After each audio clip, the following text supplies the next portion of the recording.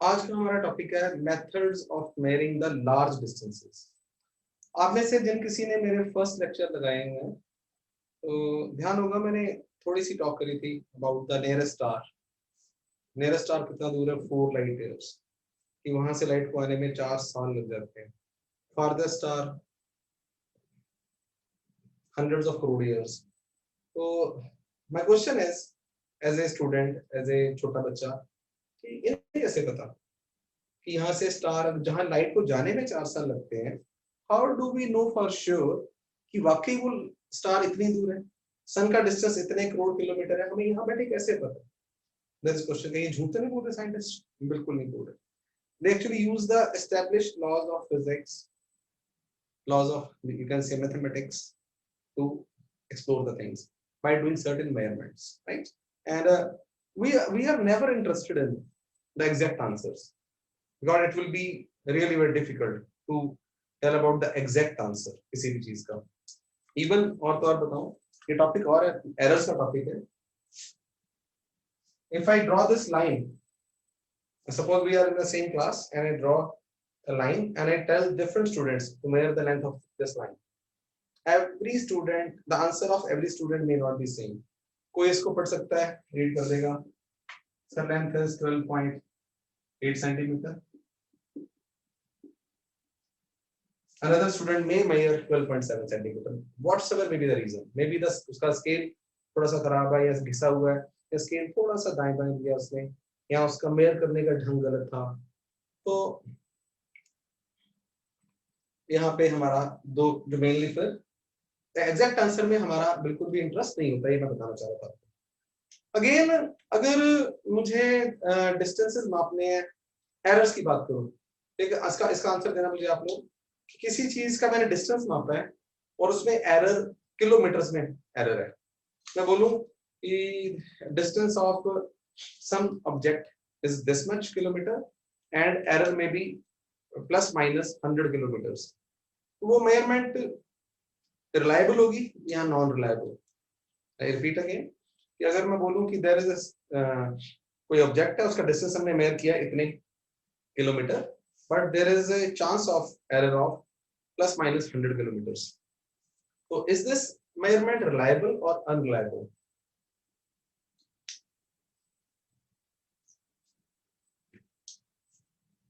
Yes, देखो ध्यान से।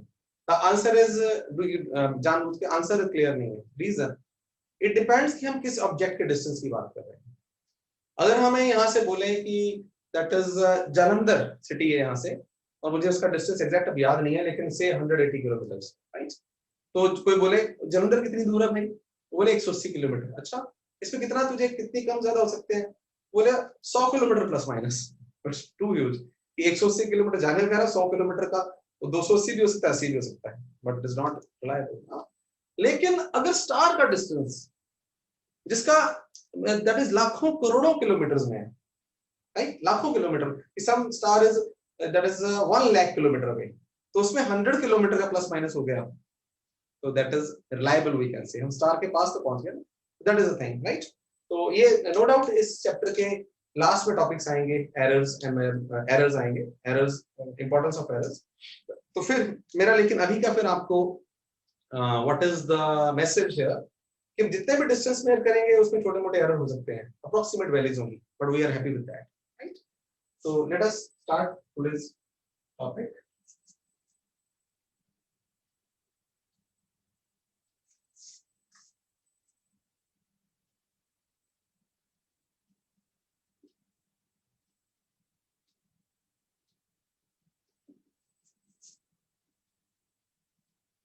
Large distances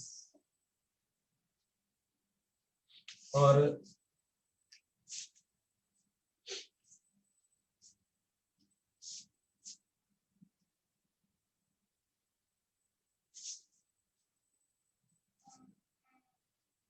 indirect measurement.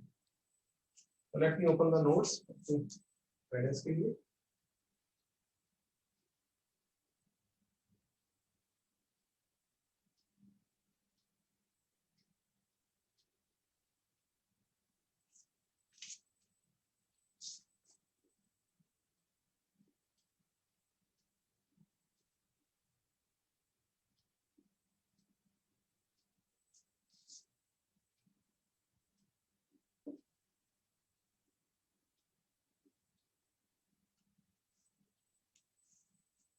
ये आपने 10th में ऐसे छोटा मोटा न्यूमेरिकल किया हो सकता है। तो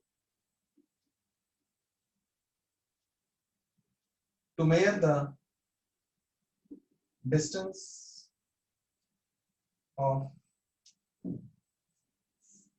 अ हिल,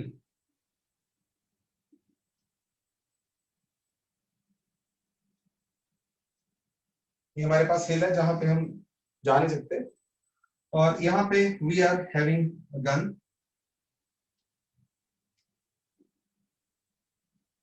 और गन है, और यहीं पे हमारे पास कोई ना कोई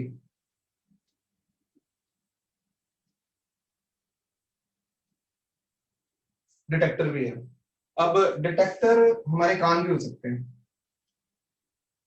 तो यहां से गन से हमने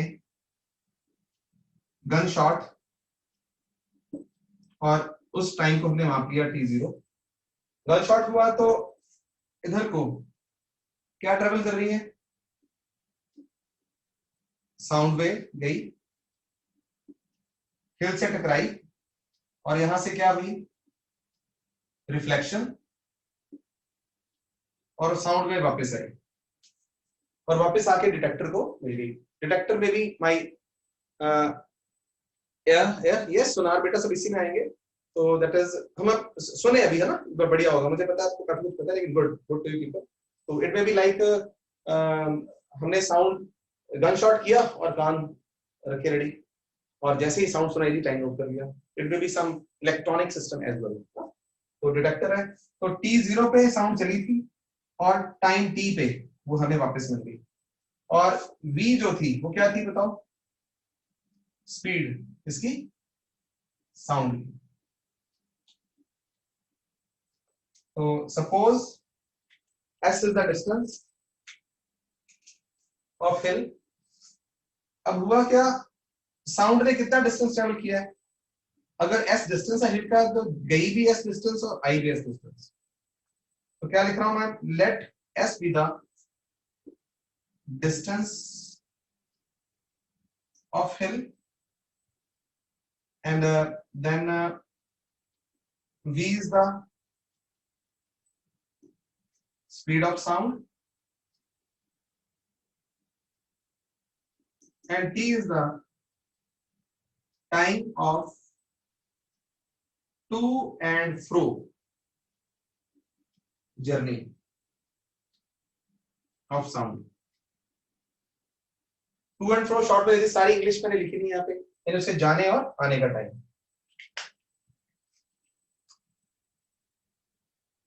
तो यहाँ पे हमारे पास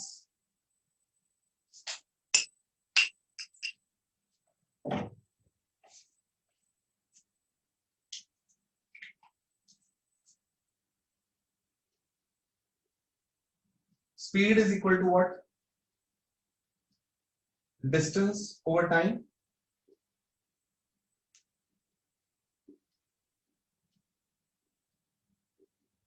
डिस्टेंस ट्रेवल्ड बाय साउंड। ध्यान रहे डिस्टेंस ऑफ हिल है, लेकिन साउंड रे कितना डिस्टेंस ट्रेवल किया पता है आपको, yes, distance travelled by sound in time t is how much, 2s। तो therefore this formula will become, क्या बनेगा इसका, शाबाश, मुझे पता है आपको आता है, लेकिन बी के टीचर मुझे सब कुछ गुजरना है यहाँ से। 2s into t which gives me 2s is v into t।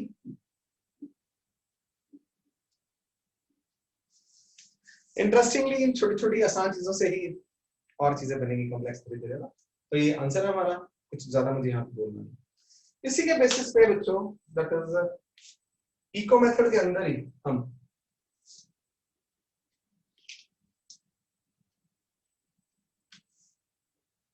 इसे वन बोल सकते हैं, डिस्टेंस ऑफ हिल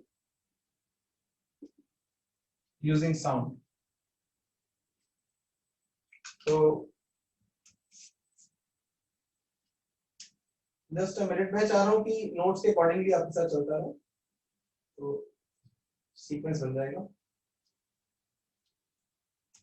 मून का डिस्टेंस बोल देंगे,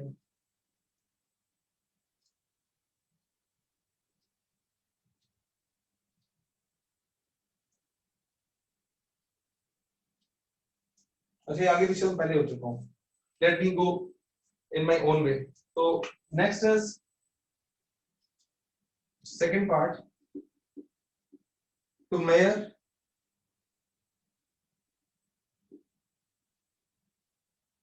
distance of moon or some planet using laser.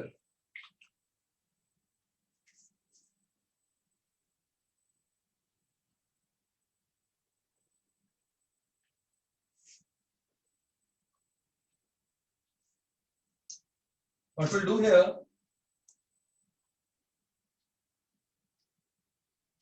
here is the moon, here is the earth, और अर्थ के किसी पॉइंट से हमारे पास laser instrument, you know laser is basically very coherent light, sharp beam कह सकते हैं, इसके बारे में और बहुत सारी बातें कर सकता हूँ लेकिन नहीं करेंगे। तो ये लाइट यहाँ पे हमने छोड़ी, लेजर बिखरती कम है बेसिकली, नॉर्मल टॉर्च मारेंगे ना तो मून तक गई और वापस आती हमें डिटेक्ट नहीं होगी, उसकी इंटेंसिटी में भी वापस आती है लेकिन हमें डिटेक्ट नहीं होगी। लेजर बड़ी कोहेरेंट है और बड़ी हाई एनर्जी लेजर अगर मारे तो scientist are able to detect it with some good detectors of course, हम अपने घरों में। तो यहाँ पे इट विल कम बैक, और ऑब्वियसली यहाँ पे ये लेजर का सोर्स होगा यहाँ पे कोई ना कोई, और यहाँ पे हम कह सकते हैं कि हमने क्या लगा रखे कोई ना कोई डिटेक्टर। तो c is the speed of light, basically laser is a form of light, और लाइट की स्पीड को हम एक रिस्पेक्टफुल सिंबल दिया हुआ c सबके लिए।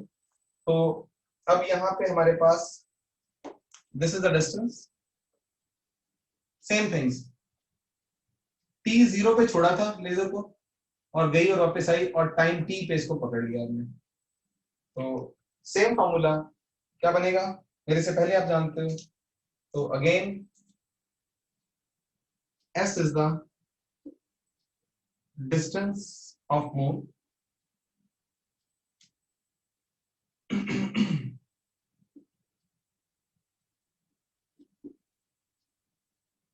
speed into time, यहां मैं मीडियम स्पीड से बता दूंगा आप लोगों को। डिस्टेंस कितना दिया 2s, c into t, s is what, c into t by 2, similar formula। हाँ ना, इट इज मतलब दैट्स व्हाई इट इज, वो तो मैंने यहाँ पे ड्राइंग तो बनानी होती है ना, वो डिपेंड करता है, इतना कुछ नहीं है कि वहां पे मून पे क्रेटर्स भी हैं, मून पे हिल्स वगैरह भी हैं, तो थोड़ा बहुत दाएं बाएं होके भी आ सकती है, मे बी सम एंगल, लेकिन ये जितनी भी लेजर मारेंगे कुछ ना कुछ तो मिल ही जाएगी वापस, राइट। तो इट डज नॉट मैटर, जैसे मैंने भी आपसे बोला ना कि ये बातें ज्यादा मैटर नहीं करेंगी कि कितना हुआ एग्जैक्टली ना आए, थोड़ा इधर उधर आ जाए, कुछ पोर्शन आ जाए उसका, that is the practical application.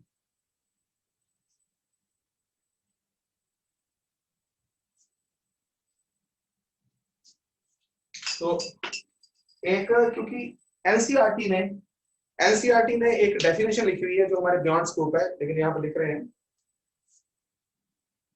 School में, नीट या जेई में तो नहीं पूछेंगे, फुल फॉर्म है light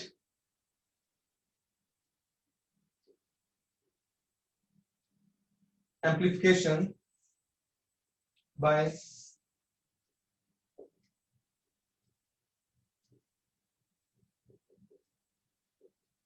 stimulated emission of radiation.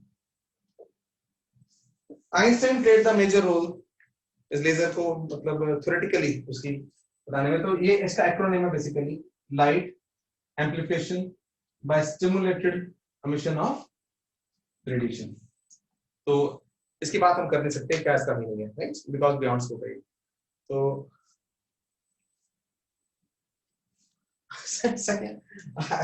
मेरे हंसने को बुरा ना मानना, या वो डिपेंड, वो लाइट की c's the value does not matter, बिल्कुल of course c we know 3 into 10 raised to 8 meter per second। I will suggest you कि पे इवन इसका और भी एग्जैक्ट वैल्यू 2.99 समथिंग है, तो will not worry about those things. तो another is third,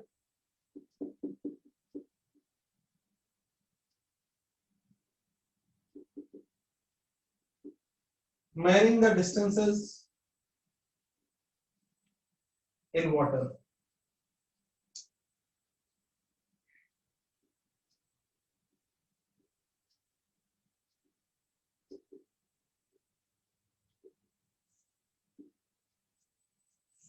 अब वाटर के अंदर क्या, वाटर के अंदर हम लेजर को यूज कर सकते हैं, कर भी सकते हैं, लेकिन वाटर में बी लाइक मडी, कहीं पे हम मान लो हम सी के अंदर डेप्थ मापना चाह रहे हैं, तो लाइट में भी स्कैटर्ड, में भी अब्सॉर्ब, वापस आए ना, right.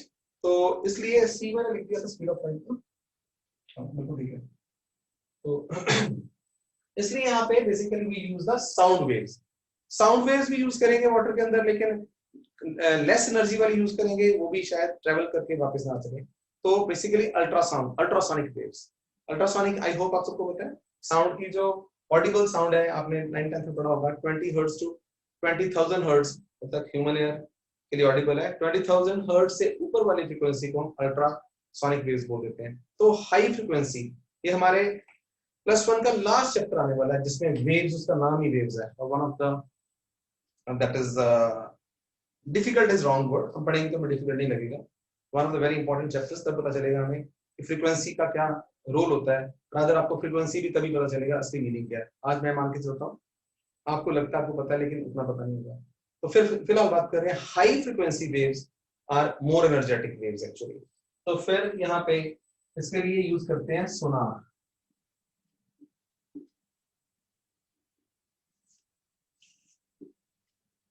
used to measure underwater distances. तो यहाँ पे example of to measure the depth of a lake या सी बेड, कुछ भी हो सकता है. या व्हाट्सएप अगर नीचे अगर कोई स्टोन आ गया, मेरे लिए वही डेप्थ होगी. तो इट्स वेरी सिंपल, ये वाटर है,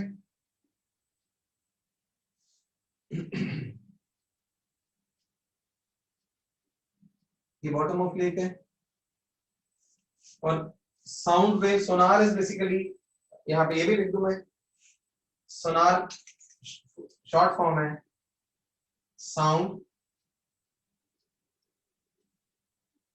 नेविगेशन एंड रेंजिंग. मुझे यहां से ध्यान आ रहा है, रडार की बात भी करेंगे, तो सोनार यहां से इसमें उठा दिया. तो देयर विल बी सम, इसे हम सिस्टम को सोनार कह रहे हैं. इसी के अंदर मान लो sound wave, ultrasonic waves produce करने वाला सिस्टम है, और इसी के अंदर डिटेक्टर लगा हुआ है. तो यहाँ से ये पानी के अंदर साउंड वेव्स भेजेगा, और वहां से रिफ्लेक्ट होकर आ गई, तो यहीं से मेट हो रही और यहीं पे डिटेक्टर कर गया. तो all the things are similar.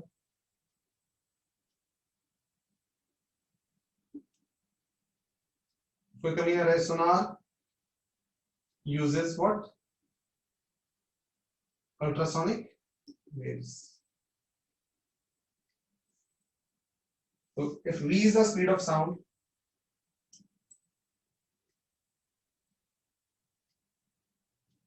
in water, and s is the depth of lake, and t is the time of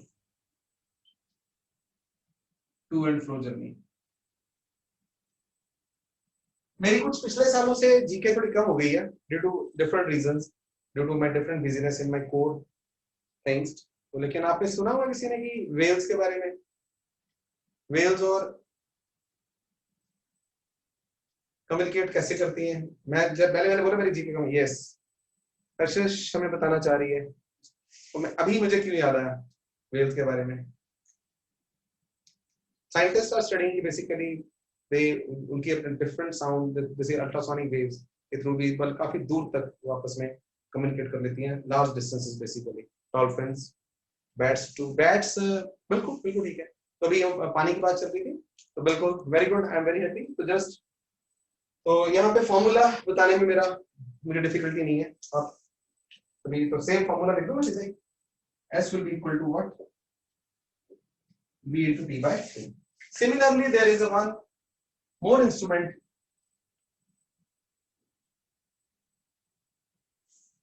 अभी मैं जो लाइन बोलने जा रहा हूँ बच्चों, वो डायरेक्टली अभी इतनी इंपॉर्टेंट नहीं है, बस जनरल बोल रहा हूँ। मॉडर्न फिजिक्स में बातें आएंगी, बहुत सारी बातें आएंगी। लाइट आपने, अगर आप केमिस्ट्री पढ़ रहे हो तो लाइट के स्पेक्ट्रम के बारे में आपको बता दिया होगा। जिन्होंने भी केमिस्ट्री नहीं स्टार्ट करी तो नो वरीज, कि लाइट के बारे में पूरा स्पेक्ट्रम बताया होगा आपको। दैट इज रेडियो वेव से स्टार्ट होके microwaves, then infrared, then visible region, then there is ultraviolet region, then X-rays, then gamma rays. All these have different frequencies. एक रेंज पर, लेकिन फ्रीक्वेंसी डिफरेंट तो है ही है, बट उनकी प्रॉपर्टीज भी डिफरेंट है too that is interact with the matter. तो जिन्होंने मान लो कम भी पढ़ा हो, उन्हें मैं हल्का सा आइडिया देता हूँ। यस, 10th में पढ़ा कुछ नहीं, बड़ी अच्छी बात है। नहीं पढ़ा तो भी मैं इस सवाल की बात करूं कि क्या लाइट ओवरऑल ना, लाइट फिजिक्स में इस विजिबल लाइट को नहीं बोल देते हम, जिनका भी नाम मैंने लिया है ना अभी, ऑल कम्स अंडर लाइट, एक जनरल नेम है। अगर स्पेसिफिकली बोलना तो we call them electromagnetic waves, इसके बारे में आपको +2 में ज्यादा पता चलेगा। तो मैं लाइट की बात करूं तो लाइट के जो डिफरेंट इन्होंने बना दिए रीजन्स की, ये जी अल्ट्रावायलेट है, ये जी इंफ्रारेड है, ये विजिबल है। क्यों किए उनका? दैट इज इस रूम में जहां मैं खड़ा हूं इस वक्त, यहाँ पे ऑलमोस्ट हर तरह की लाइट की वेव्स हो सकती है, डिपेंडिंग अपॉन की गामा रेस तो बाहर से आनी है, कॉस्मोस से आ रही है हमारी तरफ, उसकी इंटेंसिटी कम हो सकती है। अभी मैं जनरल नॉलेज में आ गया थोड़ा सा, राइट? तो लेकिन मेरी इस रूम में इंफ्रारेड रेज भी है, infrared may be some space से कॉस्मिक रेज की वजह से एक्स रेज भी यहाँ तक पहुंच रही हो, यूवी रेज तो पहुंचती है, यूवी तो हमें पता है, आज की डेट में आप सनस्क्रीन वगैरह भी लगाते हैं लोग, जिनकी सेंसिटिव स्किन होती है। तो इस रूम में माइक्रोवेव्स तो है ही, रेडियो वेव्स भी हैं। रेडियो वेव्स प्रूफ ये मेरा मोबाइल इस रूम में है, और मोबाइल जो है वो कम्युनिकेट रेडियो वेव्स के थ्रू करता है। लेकिन हमारी आंखों का जो रेटिना है, तो थ्योरेटिकली उस पे मतलब सारी वेव्स आ रही होंगी, लेकिन रेटिना के जो कोन है, रॉड सेल्स है, वो due to evolution are responsive only to which region, a small portion of the electromagnetic wave spectrum. सभी जीके पोर्शन पढ़ा रहा हूँ, ये रिटर्न में भी आना है। तो सिमिलरली क्या हो सकता है कि ये वॉल की बात करूं, इसे वॉल ही मान लो यहाँ पे, क्या लाइट इस वॉल को क्रॉस कर सकती है? सही यस सर नो? क्या लाइट इस वॉल को क्रॉस कर सकती है? I'm waiting for the answer. Can light cross a wall? Yes, no, no, हाँ देखो बिल्कुल बिल्कुल। और थोड़ी आप सभी जिन्होंने यस नो भी बोला ना, उनका आंसर भी ठीक है, क्योंकि वो अभी भी लाइट को लाइट ही बोल रहे हैं। और मैंने लाइट को क्या बोला है? Light as a whole spectrum, it will depend upon its frequency. मैं किसको लाइट बोल रहा हूँ? यानी कि यही वॉल को अगर मैं नॉर्मल लाइट मार रहा हूँ, रिफ्लेक्ट होकर आ रही है, अगर मैं एक्स रेज मारूंगा तो थोड़ी सी अंदर जा सकती है, हमारी फ्लैश को क्रॉस कर जाती है एक्स रेज, लेकिन बोन को क्रॉस नहीं कर पाती है ना। लेकिन गामा रेज इतनी पावरफुल होती है that can cross a wall even. तो फिर जैसे माइक्रोवेव्स की बात करूं, मैं जीके दे रहा हूं, थोड़ी सी और दे दूं आपको। माइक्रोवेव्स एक ऐसा रीजन है बच्चों जिनको ना वाटर मॉलिक्यूल्स अब्सॉर्ब कर लेते हैं। अब मुझे दोबारा बताना ये भी, तो अगले 2-4 मिनट में और नहीं रहा हूं, ठीक है, ताकि हम बात में 1-2 मिनट। वाटर लाइट को अब्सॉर्ब करता है या ट्रांसमिट कर देता है? मैक्सिमम प्राइमरी वाटर, अगर स्टिल वाटर है, क्लीन वाटर है, what does it do to the light? Primary water light को अब्सॉर्ब करता है या ट्रांसमिट कर देता है? प्राइमरी सोचो यार, देखो प्राइमरी वाटर जो है, जो हमारी नॉर्मल लाइट के लिए ट्रांसपेरेंट है, ध्यान आपको ना, अगर आप स्टिल वाटर हो तो आपको आर पार दिख जाता है, इसका मतलब लाइट मैक्सिमम क्रॉस हो जाती है, लेकिन नॉर्मल वाली लाइट। लेकिन जो इंफ्रा वाला पोर्शन है ना, या माइक्रोवेव वाला पोर्शन, माइक्रोवेव को जो वाटर के मॉलिक्यूल्स है ना, वो अब्सॉर्ब करते हैं एक्चुअली वो। तो इसका मतलब वाटर के मॉलिक्यूल्स या कोई भी मैटर जो है, वो डिफरेंट पोर्शन के लिए डिफरेंट बिहेव करता है। यानी कि मैं इस वॉल के जो सॉलिड मॉलिक्यूल्स हैं इनकी बात भी करूं, ये नॉर्मल लाइट के लिए रिफ्लेक्टर है, एक्सरे को एब्जॉर्ब कर लेते होंगे काफी हद तक, और गामा रे के लिए ट्रांसपेरेंट है, क्रॉस ही कर जाएगी। गामा रे बड़ी पावरफुल होती है। सिमिलरली मैं जी के साथ में आज बता रहा हूँ, जो वाटर मॉलिक्यूल्स फिर थोड़ा डिफरेंट है। वाटर मॉलिक्यूल्स नॉर्मल लाइट के लिए ट्रांसपेरेंट है, जी के ले रहे हो, लेकिन माइक्रोवेव वाले पोर्शन के लिए अब्जॉर्बेंट है, उसे पूरा अब्जॉर्ब कर लेते हैं। हैंस उसी वजह से आपके घरों में माइक्रोवेव ओवन काम कर रहे हैं बच्चों। जो माइक्रोवेव ओवन हमारे घरों में है उसके पीछे मैग्नेट्रॉन लगा होता है स्पेशल, तो डिवाइस हम होम की बात करता है जो, और उसमें से माइक्रोवेव्स निकलती हैं। और देखा फूड इज मैक्सिमम वाटर, आप जानो अगर तो कि फूड 70-80-90% वाटर ही होता है। तो दैट्स व्हाई वो फूड अंदर से गर्म होता है कि जब माइक्रोवेव्स पड़ती हैं तो वाटर के मॉलिक्यूल्स जो फूड के अंदर होते हैं वो उसे अब्सॉर्ब कर लेते हैं। व्हाट इज द टॉपिक, ज्यादा दूर थोड़ा सा दूर चला गया, वापस आ रहा हूँ। लाइट के डिफरेंट पोर्शन डिफरेंटली बिहेव करते हैं, and astronomer use this fact to study the space या प्लैनेट्स कुछ और, कि वो रेडियो वेव्स को भी यूज करते हैं, वो विजिबल लाइट को भी यूज करते हैं। अलग अलग तरह की एस्ट्रोनॉमी अगर आप पढ़ोगे ना कभी, थोड़ा रेडियो एस्ट्रोनॉमी बोलते हैं, तो ऑप्टिक्स विजुअल लाइट को यूज करें, दैट इज नॉर्मल एस्ट्रोनॉमी बोल देते हैं। तो फिर यहाँ पे बात की जा रही है रडार की। तो वापस आ जाए हम यहाँ से, थोड़ा साइड पे गए थे।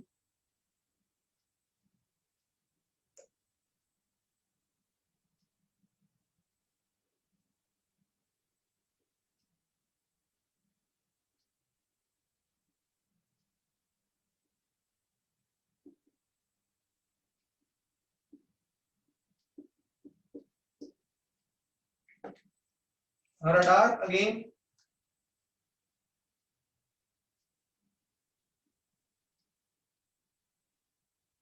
uses radio waves. Basically, radar can emit radio waves as well as detect.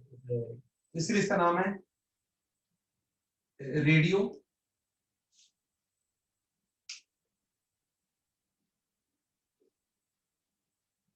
radar is acronym stands for what? Radio detection and ranging. साइंटिस्टों ने नाम दिया अपनी तरफ से रेडियो डिटेक्शन एंड रेंजिंग। तो इट्स अगेन वेरी सिंपल कि radar में अब रेडियो वेव्स हैं, तो रेडियो वेव्स मेरे लिए कौन है? लाइट ही है। जैसे लाइट की स्पीड सी है, उसकी स्पीड भी सी है, राइट? तो फिर मैं यहाँ पे ये अर्थ है, ये प्लेनेट है भाई, यहाँ पे रडार है हमारे पास,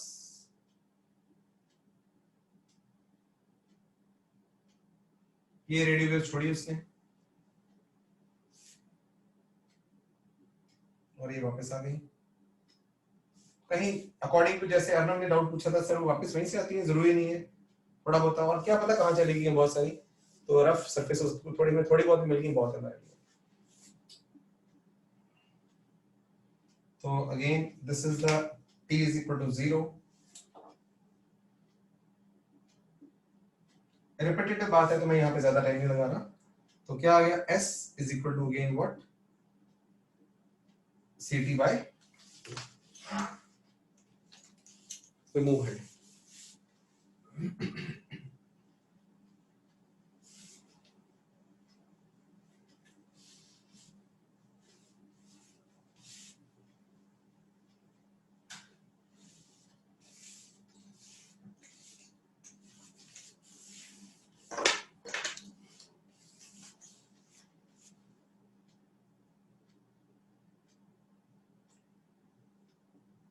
To measure the height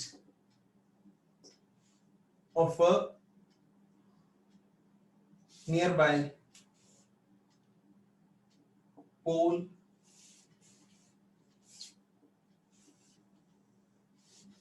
sufficient, right?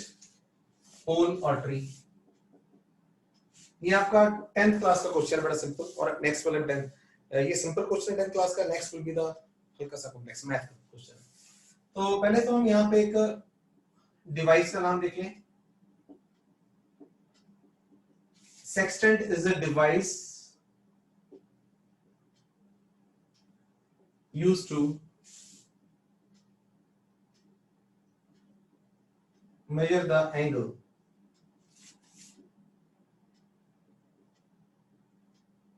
subtended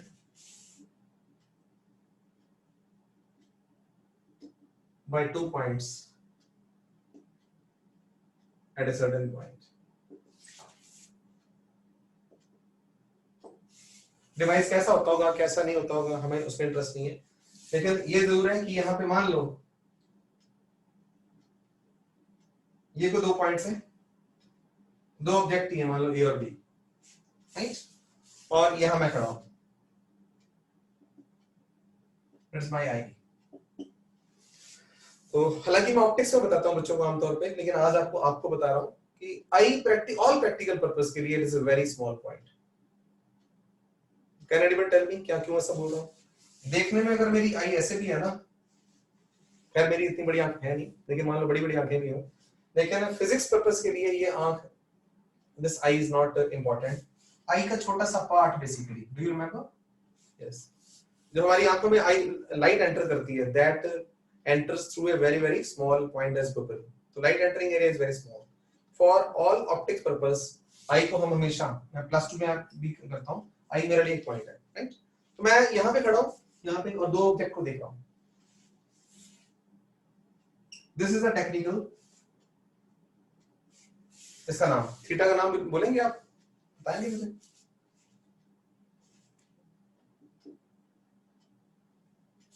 चलो फिल इन द ब्लैंक्स। मैंने पहले दिन से आपको एंगल के बारे में बोला है, दैट इज, शाबाश, nearly, angle subtended by AB। अब ये थोड़ा और उसको, by 2 points AB, AB में भी single object like this, nearly कुछ भी, तो लेकिन at what, ये इंपॉर्टेंट है, at E। तो सेक्सटेंट कौन सा डिवाइस है? I may be having some device, मैं यहाँ बैठे एंगल माप सकता हूँ। ये चीजें क्यों बता रहा हूँ? अच्छा, मेरे पास एक पावर आ गई, तो दूर ऑब्जेक्ट्स हैं और मेरी आंखों पे जहां मैं खड़ा हूं कितना एंगल पड़ रहा है मैं मेजर कर पा रहा हूं। आई हैव सम, अगर सम अननोन थिंग मेरे पास आ गई है तो बाकी मैं मैथ करने वाला हूं। तो इसका मतलब ये चीज देखनी है आपने, मेजरेबल अपने आप नहीं, किसी साइंटिस्ट की बदौलत, कोई इंस्ट्रूमेंट हमारे हाथ में। अब वैसे तो मैं छोटी सी बात रिपीट कर रहा हूं, वैसे मैं खड़ा हूं, ऑब्जेक्ट दिख रहे हैं, मुझे पता है एंगल पड़ रहा है मेरी आंखों पे, लेकिन कितना पड़ रहा है भगवान जाने। लेकिन मेरे हाथ में डिवाइस है, मैंने ये सेट किया device, this is the angle, मैंने मेजर कर लिया, I have got the power, क्योंकि मेरे पास मेजरमेंट आ चुकी है। तो अब मैं फिर यहाँ पे, अभी तक सेक्शन की बात हो रही थी, टॉपिक वही चल रहा है, मैंने ये लाइन जस्ट इसलिए ड्रॉ करी है कि ताकि वो डिफरेंशिएट हो जाए थोड़ा सा। अब बड़ा आसान है,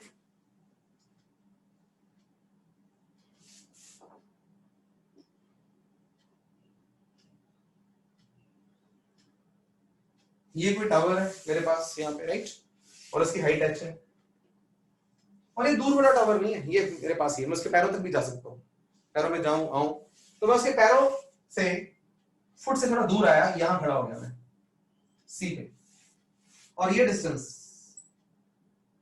मुझे पता है, जो पैरों का डिस्टेंस है, आई नो इट।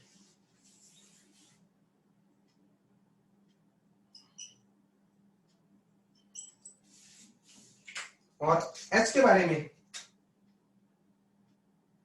मुझे पता नहीं है। मैंने क्या किया, मेरे हाथ में लेकिन डिवाइस है, मैंने डिवाइस लेके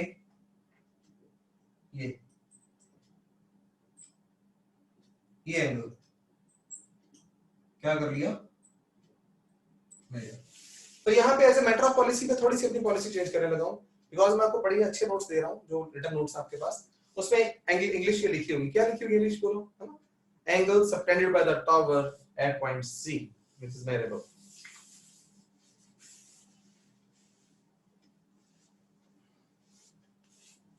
तो आप मेरे से पहले कर चुके हैं, यहीं पे खत्म करते हैं इसको, कि we know in this right angle triangle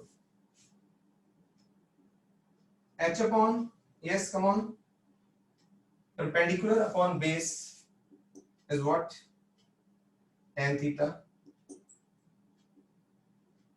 h is equal to what, come on, d tan theta, very easy. Yes, तो हाँ बच्चों ने बीच में लिखा भी है, पूरम ने हमें बताया। तो नेक्स्ट सेकंड,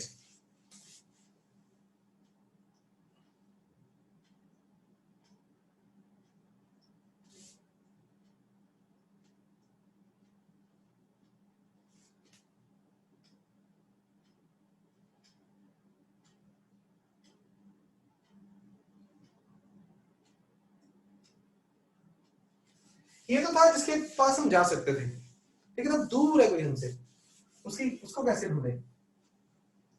तो ये आया आपका 10th क्लास का मैथमेटिक्स का एक क्वेश्चन।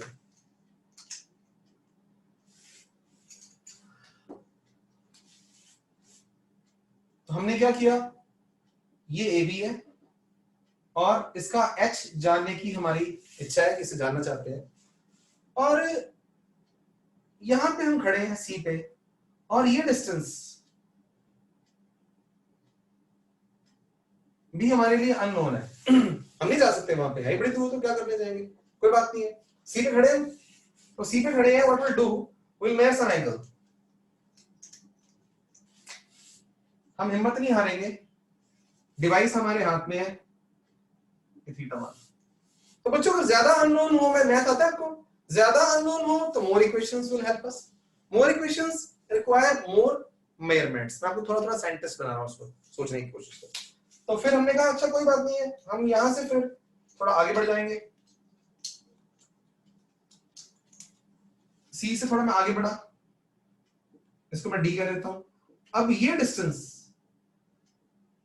तो कैसे है बोलो, दैट कैन मेड, मैं अपने आप चलाऊं, 1 2 3 4 50 स्टेप चल गया। 50 स्टेप चलने के बाद एंगल चेंज हो गया और अब एंगल नया हो गया। तो अब क्या क्या चीजें पता है मुझे, ये डी मेजर्ड है, ये नोन है, बेशक आसान है टफ है मुझे नहीं पता, लेकिन मैं आपको बहुत बड़ी चीज बता रहा हूँ, thought process in solving the physics problems, the known things and unknown things, उस पर ध्यान दिलवा रहा हूँ। आपको आसान भी लग रहा है ना, तो भी मेरी बातें सुनो। ये भी नोन है और ये भी नोन है, अच्छा, और ये जो हीरो अननोन है, right, we can do it. What we can do, we have two triangles, पहले एक में tan थीटा लेंगे, अनदर cot थीटा कर देंगे, क्यों करेंगे देख लेंगे, फिर दूसरी ट्रायंगल लेंगे और उसमें भी tan थीटा ले लेंगे, तो will do something, right, good. तो फिर मैं यहां पे लिख रहा हूं, ये मानते हुए कि आप, अब मैं यहां लिख रहा हूं in triangle, right angle triangle ABC,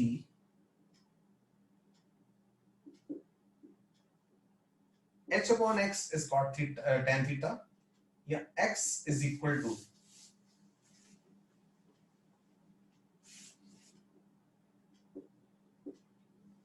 x is equal to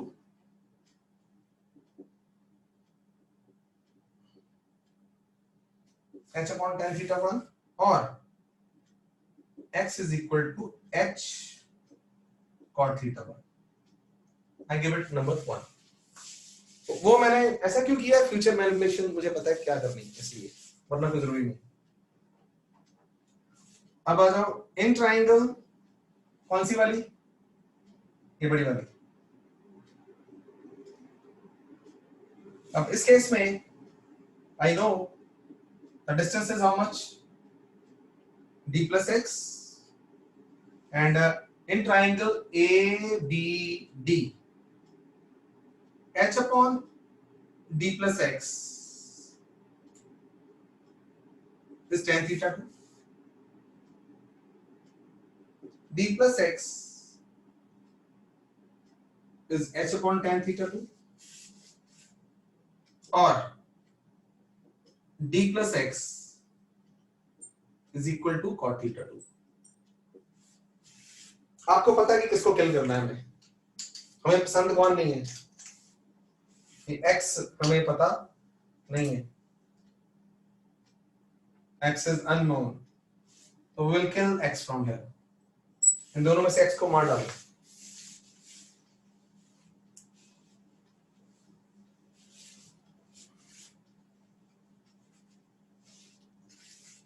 Subtracting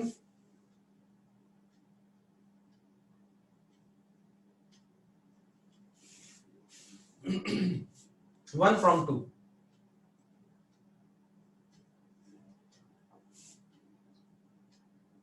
d plus x minus x is equal, यहाँ पे h भी आना होगा बच्चों, मेरी आपने हेल्प की, ठीक है किसी ने, तो here is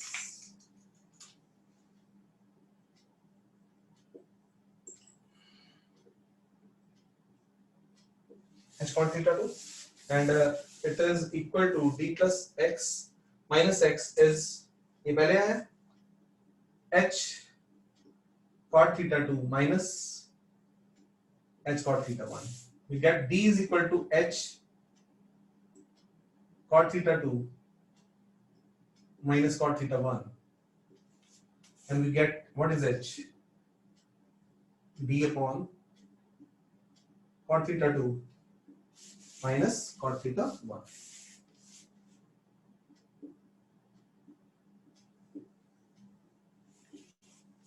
We'll keep on moving.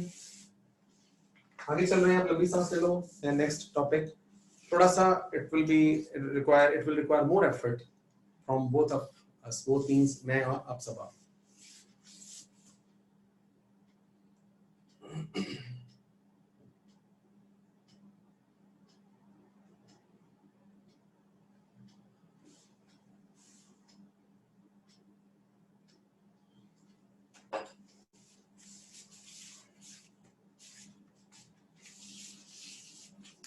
तो मेरी एक्सपेक्टेशन रहती है कि अगर आपको मुश्किल आएगी तो आप वहां पे चैट में मुझे बता दोगे, राइट? तो नेक्स्ट के लिए ना आपको मुझे पूरा यस और नो करते जाना, अगले 5 minute, may be 10 minute, may be 15 minute लग जाए. मेरे हर बच्चे को समझ आनी चाहिए इस चीज की.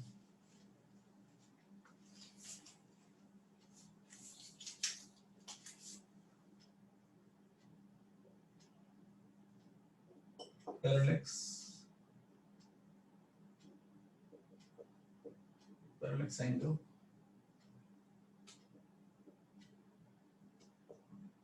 and parallax method.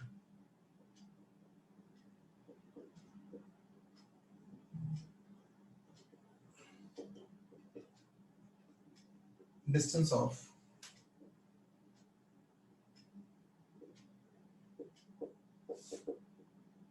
faraway objects. तो अभी एक्सक्यूज मी,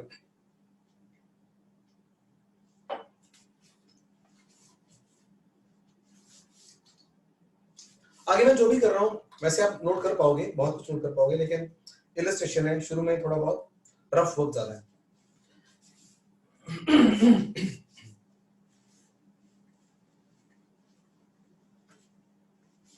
पहले इमेजिनेशन, सारे बच्चे मेरी तरफ देखो और अपनी अपनी इमेजिनेशन करो कि आप जब कार में या बस में बैठे हो और घर वालों से बातें भी नहीं कर रहे कोई भी, और आप सिर्फ खिड़की की तरफ देख रहे हो, ट्रेन में बैठे हो और खिड़की की तरफ देख रहे हो और इमेजिनेशन करो पास में ट्रीज हैं, फिर खेत हैं, फिर दूर गांव है, गांव में घर भी हैं जनरली, जहाँ पे वहां भी वृक्ष या घर जो भी है सब कुछ ना, और मे भी उसके दूर सनसेट भी हो रहा है.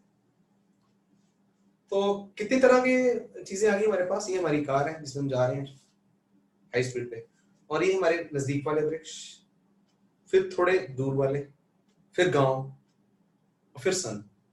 कैसे कैसे बिहेव कर रहे हैं. जब आप आगे जा रहे हो तो कौन आपकी नजरों से पहले ओझल हो रहा है और कौन आपके ऑलमोस्ट साथ ही चल रहा है, आपको लग रहा है कि हमारे साथ ही. I need answer. मैं देखो, तो मैं ना कोई कमी नहीं आने देना चाहता, मैं आपको पढ़ा रहा हूँ यहाँ पे और आप मेरे सामने नहीं हो. तो क्या सन वाकई आपके साथ चल रहा है? अगर आप कार अपनी पापा बोलो पापा कार रोको जरा, रिवर्स कर दो, पीछे जाओगे तो क्या क्या लगेगा आपको? सन उधर को आ रहा है ना. इवन वो जो गांव भी है ना, कुछ देरी तक आप देखोगे नजदीक वाले वृक्ष ये क्रॉस करके, ये करके, ये क्रॉस करके, हाँ उधर क्रॉस करते जा रहे हैं, नजदीक वाले वृक्ष क्रॉस करते जा रहे हैं, लेकिन वो गांव मेरे साथ चल रहा है थोड़ी देर के लिए, 1 मिनट 2 3. तो व्हाट इज हैपनिंग कि इट इज रियली, किसी ने यस और नो, क्या सन वाकई हमारे साथ चल रहा है ना? तो अच्छा चलता हुआ लग रहा है, लेकिन तो क्या क्या चीजें, इसका मतलब नजदीक वाली चीजें जब हम देखते हैं कंपैरिजन में दो चीजों को इकट्ठा देखें, नजदीक वाली और दूर वाली. तो अगर हम चल रहे हैं तो कंपैरिजन में दूर वाली चीजें हमारे साथ ही रहती हैं। मैं यहाँ पे कैमरा से बाहर हो रहा हूँ, यहाँ आता हूँ सामने, तो हम देखते हुए चल रहे हैं, तो नजदीक वाली चीजों को भी देख रहे थे, दूर वालों को भी देख रहे थे। तो ऐसे चलते गए चलते गए चलते गए चलते गए, नजदीक वाली चीजें पीछे छूट गई और जो दूर वाली चीजें थी वो मेरे सामने ही है अभी भी, है ना। हम इस सिचुएशन को एक्सप्लॉइट करने जा रहे हैं। This is called paradox basically. अब आप मेरे थोड़ा सा सामने नहीं होने, तो नॉर्मली क्या होता है अभी आपके, लेकिन मार्कर वो तो बोर्ड तो आपको दिख ही रहा है ना, तो क्लास में जो एक्सपेरिमेंट करता हूं मैं वो कभी आने नहीं दूंगा। ये पॉइंट है और अपना अपना पेन हाथ में पकड़ो सामने, और सामने पकड़ के तो पेन को सामने रखो, अभी भी करो, मुझे लगता है वहां भी हो जाना चाहिए, और अपने लैपटॉप की स्क्रीन की तरफ देखते रहो, डॉट की तरफ, और अपनी आंख दोनों में से एक आंख बंद करो। एक आंख बंद कर लिया आप लोगों ने, और simultaneously marker as well as spot को देखो। अब बिना कुछ हिलाए अपनी आंख चेंज कर दो, बस कि जो आंख बंद थी उसे खोलो और दूसरी को बंद करो। उसमें कितने एक्सपर्ट हो आप, हाथ से करना है या बिना हाथ के करना है, डिपेंड्स अपॉन योर स्किल। तो ये मतलब कुछ सेकंड के लिए करते रहो। व्हाट इज हैपनिंग, आप क्या क्या देख पा रहे हो? अगर स्पॉट सामने है, दिख रहा है आपको? ये वो स्पॉट, सॉरी मैंने यार मैं ही आगे आ गया हूँ, ये लो, ये वाला स्पॉट देख लो, देखो देखो देखो, और बीच में रखो अपने पेन को, और अपनी आईज चेंज करनी है आपने। आईज चेंज करते हो किसको देख रहे हो? That is a pen as well as spot को। तो ऑब्जर्वेशन शेयर करो अगर कुछ दिखी आपको तो।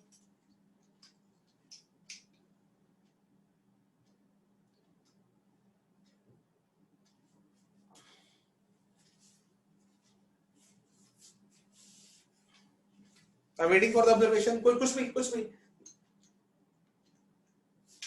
Spot is shifting, pen is shifting, है ना, व्यू चेंजिंग में पोजीशन, पेन और स्पॉट की पोजीशन आपस में रिलेटिवली चेंज हो रही है। बस यही बात बताना चाह रहा हूं। जबकि कुछ भी आप तो हिला नहीं रहे ना, आपने तो पेन भी रखा, स्पॉट पे रखा हुआ अपनी। एक्चुअली जब आप आंख चेंज कर रहे हो ना, आप अपनी पोजीशन ऑफ मेजरमेंट चेंज कर रहे हो। पहले आप यहां से देख रहे थे, फिर आप यहां से देख रहे थे। वो बहुत हो गया, अब मैं बोर्ड पे संभाल लूंगा।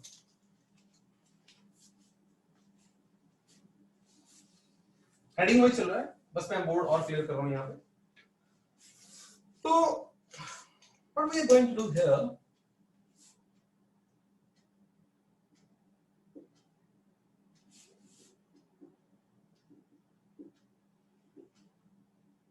कमाल है वो साइंटिस्ट जिन्होंने देखो इतने पंगे किए, इतना सब कुछ। ये हमारी इनिशियल पोजीशन है, और ये ना कोई n is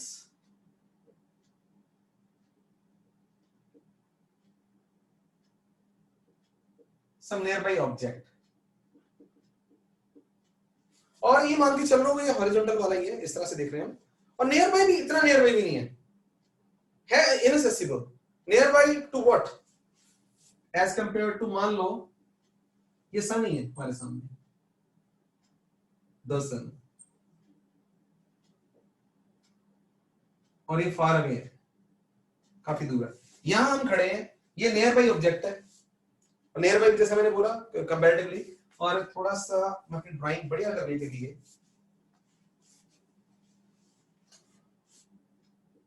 यहाँ पे ये नियर बाय ऑब्जेक्ट है। अब मेरे हाथ में इंस्ट्रूमेंट है, द सेम इंस्ट्रूमेंट डिवाइस।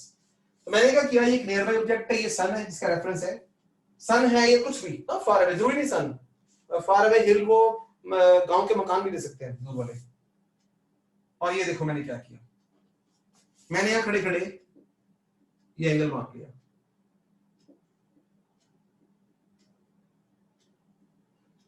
θ1 को मेजर कर लिया। ओके, तो अच्छा यहाँ पे मुझे ना एग्जैजरेट करना पड़ता है। एग्जैजरेट का मतलब होता है फालतू बड़ा बड़ा दिखाना। मैं फिर चलना शुरू हो गया, थोड़ी देर चलता रहा, बी तक आ गया, ये मेरी फाइनल पोजीशन है। चला और रुका, अगर मैं चला और रुका तो बी, आमतौर पे इसको बेसिस बोल देते हैं बच्चों, राइट। और ये बेसिस भी अननोन नहीं है, कैसा है, तो क्योंकि मैं खुद चल के गया हूं। अब क्या हुआ मुझे बताओ, ये जो सन मुझे दिखाई दे रहा था, ये जो नियर बाय ऑब्जेक्ट था, ये मुझे मेरे पीछे आ जाएगा, बिकॉज मैं आगे चला, मेरे पीछे चला गया। व्हाट अबाउट द सन, ये कहां दिखाई देगा, ये मुझे अभी भी। तो यहां पे सारे बच्चों ने यस और नो कंपल्सरी है, फिर इसके आगे चलूंगा। ये समझ आया मैंने ये सन यहाँ पे क्यों ड्रॉ किया है?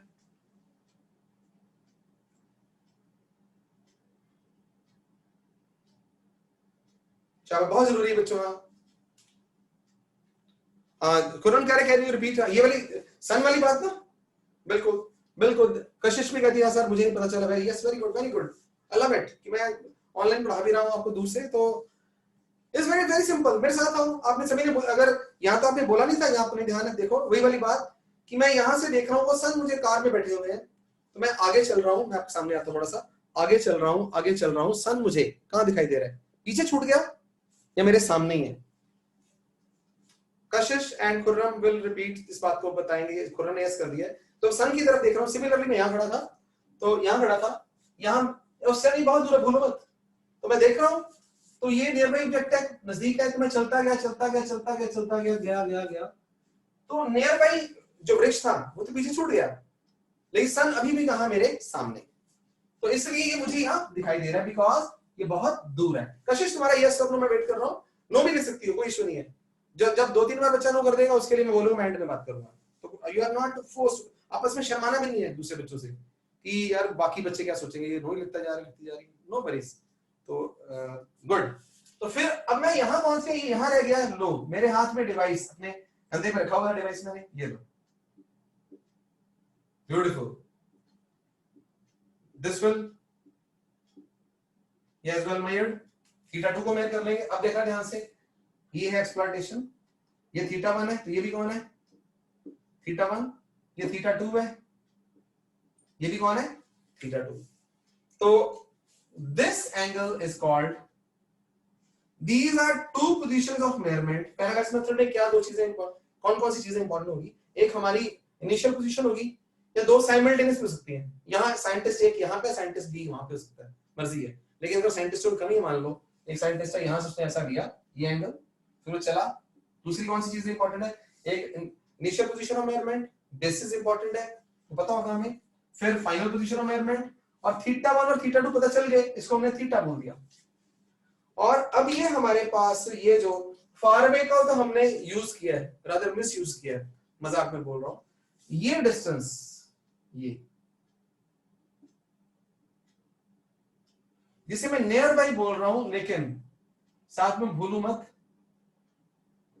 अगेन आपको याद होगा नियर और फार और रिलेटिव टर्म्स। हाँ, इसके कंपैरिजन में काफी नजदीक है यहाँ पे, तो जरूरी नहीं कि हमारे भी नियर है। और this angle is called parallax angle.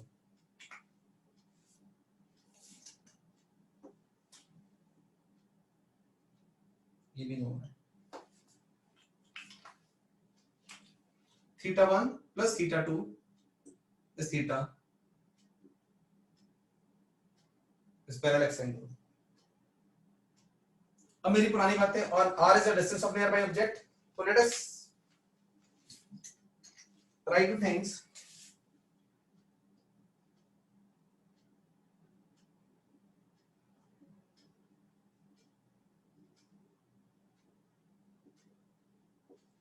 And B is the basis। क्या थी हमारा बच्चों में?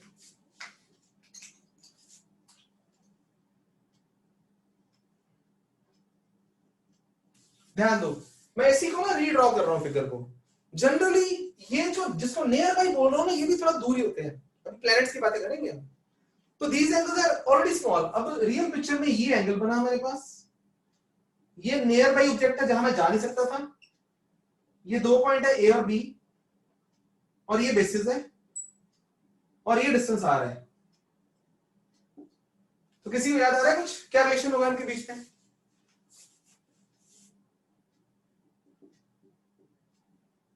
शाबाश। Theta is equal L upon R वाला, बिकॉज अगर थीटा स्मॉल है तो याद आ गया आपको कि चाहिए स्ट्रेट लाइन है, पक्का याद आ रहा है? तो this can be taken nearly equal to what? L. तो यहां पे थीटा हमारे पास क्या आया? Nearly equal to B by R. R is equal to what? Nearly equal to B by theta. Theta in what? Radian. That is the, अब इसे हम प्रैक्टिकली कैसे एक्सप्लॉइट करने जा रहे हैं, आपको अभी मेथड बताया जाएगा, इसका क्या फायदा होगा। तो इसमें व्हाट इज नोन है, this is measured thing, this is measured thing, तीसरी चीज को यूज करके, और पता नहीं था हमने मेजरमेंट कर ली। तो we are going to use this method after the break to measure the distance of star, जहां तक हम जा नहीं सकते इस लाइफ में, तो नहीं जा सकते अभी तक जितनी स्पीड हमारे पास है ना। अगर एलन मस्क कुछ बना दे तो पता नहीं, राइट। तो मिलते हैं ब्रेक के बाद 2 minute.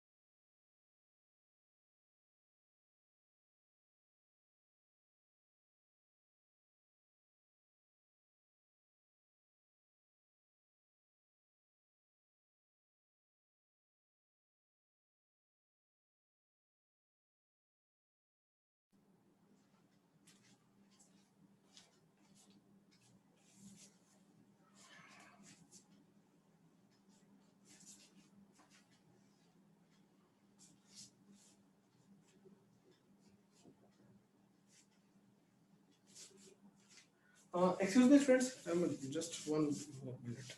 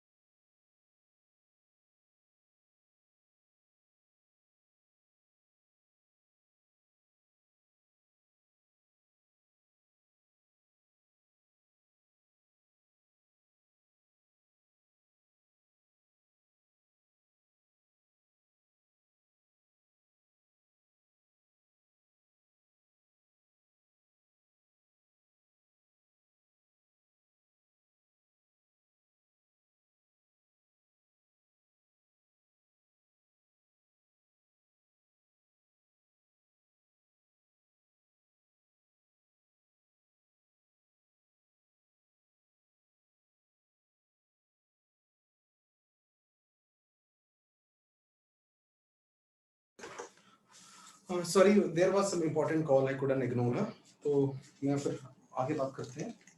What is the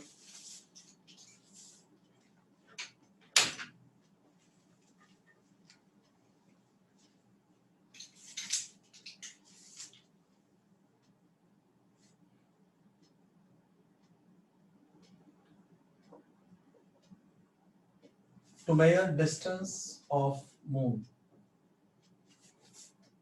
from earth.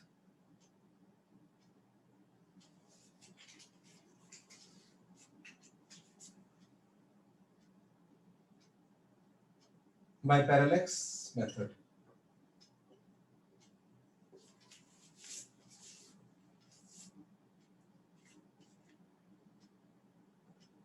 We are here at the earth, right? तो हमने क्या किया कि ये मून हमारे पास है,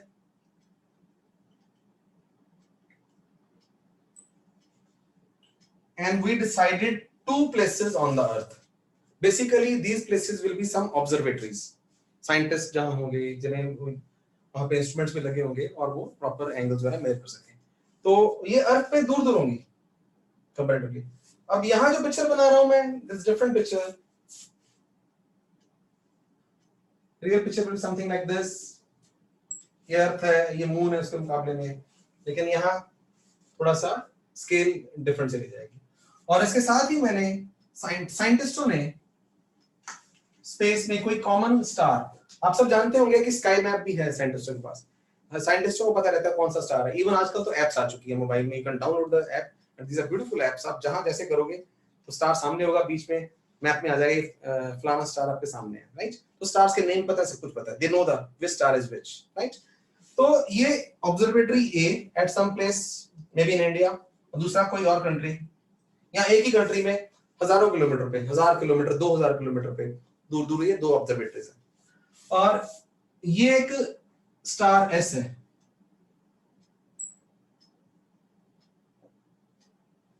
तो क्या आप ये समझ पा रहे हैं, moon is comparatively very near to the star. जैसे मैंने आपको पहले लेक्चर में बोला था, स्टार मिनिमम भी 4 लाइट ईयर दूर है. तो अगर ए को स्टार, ए को ये मून दिख रहा है, ए को मून कहीं यहां दिख रहा है, और बी को मून, इट इज लाइक, मेरे साथ आओ कि आप इमेजिन करो आप ए पे खड़े थे और जंप करके गए, बहुत बड़ा जंप मार लेते हो आप, और ए से बी तक जंप करके पहुंच गए, राइट.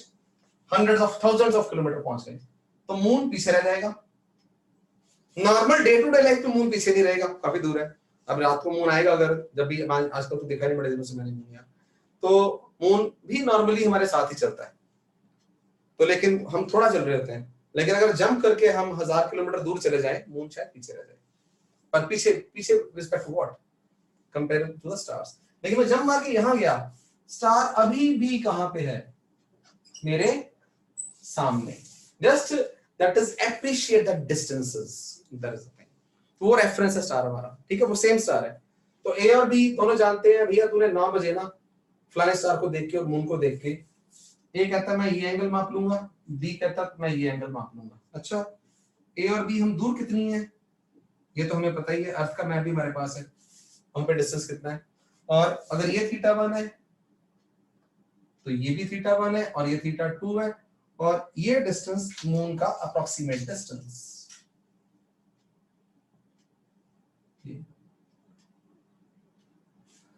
अब आप में से कोई स्टूडेंट, मैं स्टूडेंट का, मुझे ये सारे डाउट मेरे अपने हैं, ये आर और आर एग्जैक्टली इक्वल नहीं है, एग्जैक्टली भी नहीं है, तो बहुत डिफरेंस भी नहीं है बच्चों, बिकॉज़ वी आर हार्डली, ये देखो ये रफ डायग्राम, जब यहां से देखेंगे ना, यहाँ पे जब ऐसे पिक्चर बनेगी, तो ये दोनों का 2 पॉइंट्स बने यहाँ पे, तो ये डिस्टेंस और ये डिस्टेंस, मे बी ये आर हो, मे बी आर डैश हो. आपने डाउट पूछा भी नहीं, मेरे से अपने आप बना रहा हूँ, लेकिन उन्हें आर लेना विद कोई, that is will not give the much of the error, right. तो ये आर आ गया, ये आर आ गया, और ये कौन हो गया बोलो, थीटा. अब ये बन गया मेरे पास, बात खत्म. तो θ1 and θ2. फर्स्ट में यहाँ पे again English is written in your notes fantastically, वहां पे लिखा हुआ प्रॉपर हमने. तो यहाँ पे क्या आ जाएगा, the equivalent diagram will be again, ये आर है, ये बेसिस है, और ये थीटा है. बस आर किसको लिख दिया हम, इट इज द डिस्टेंस किसका, ऑफ मून फ्रॉम द अर्थ।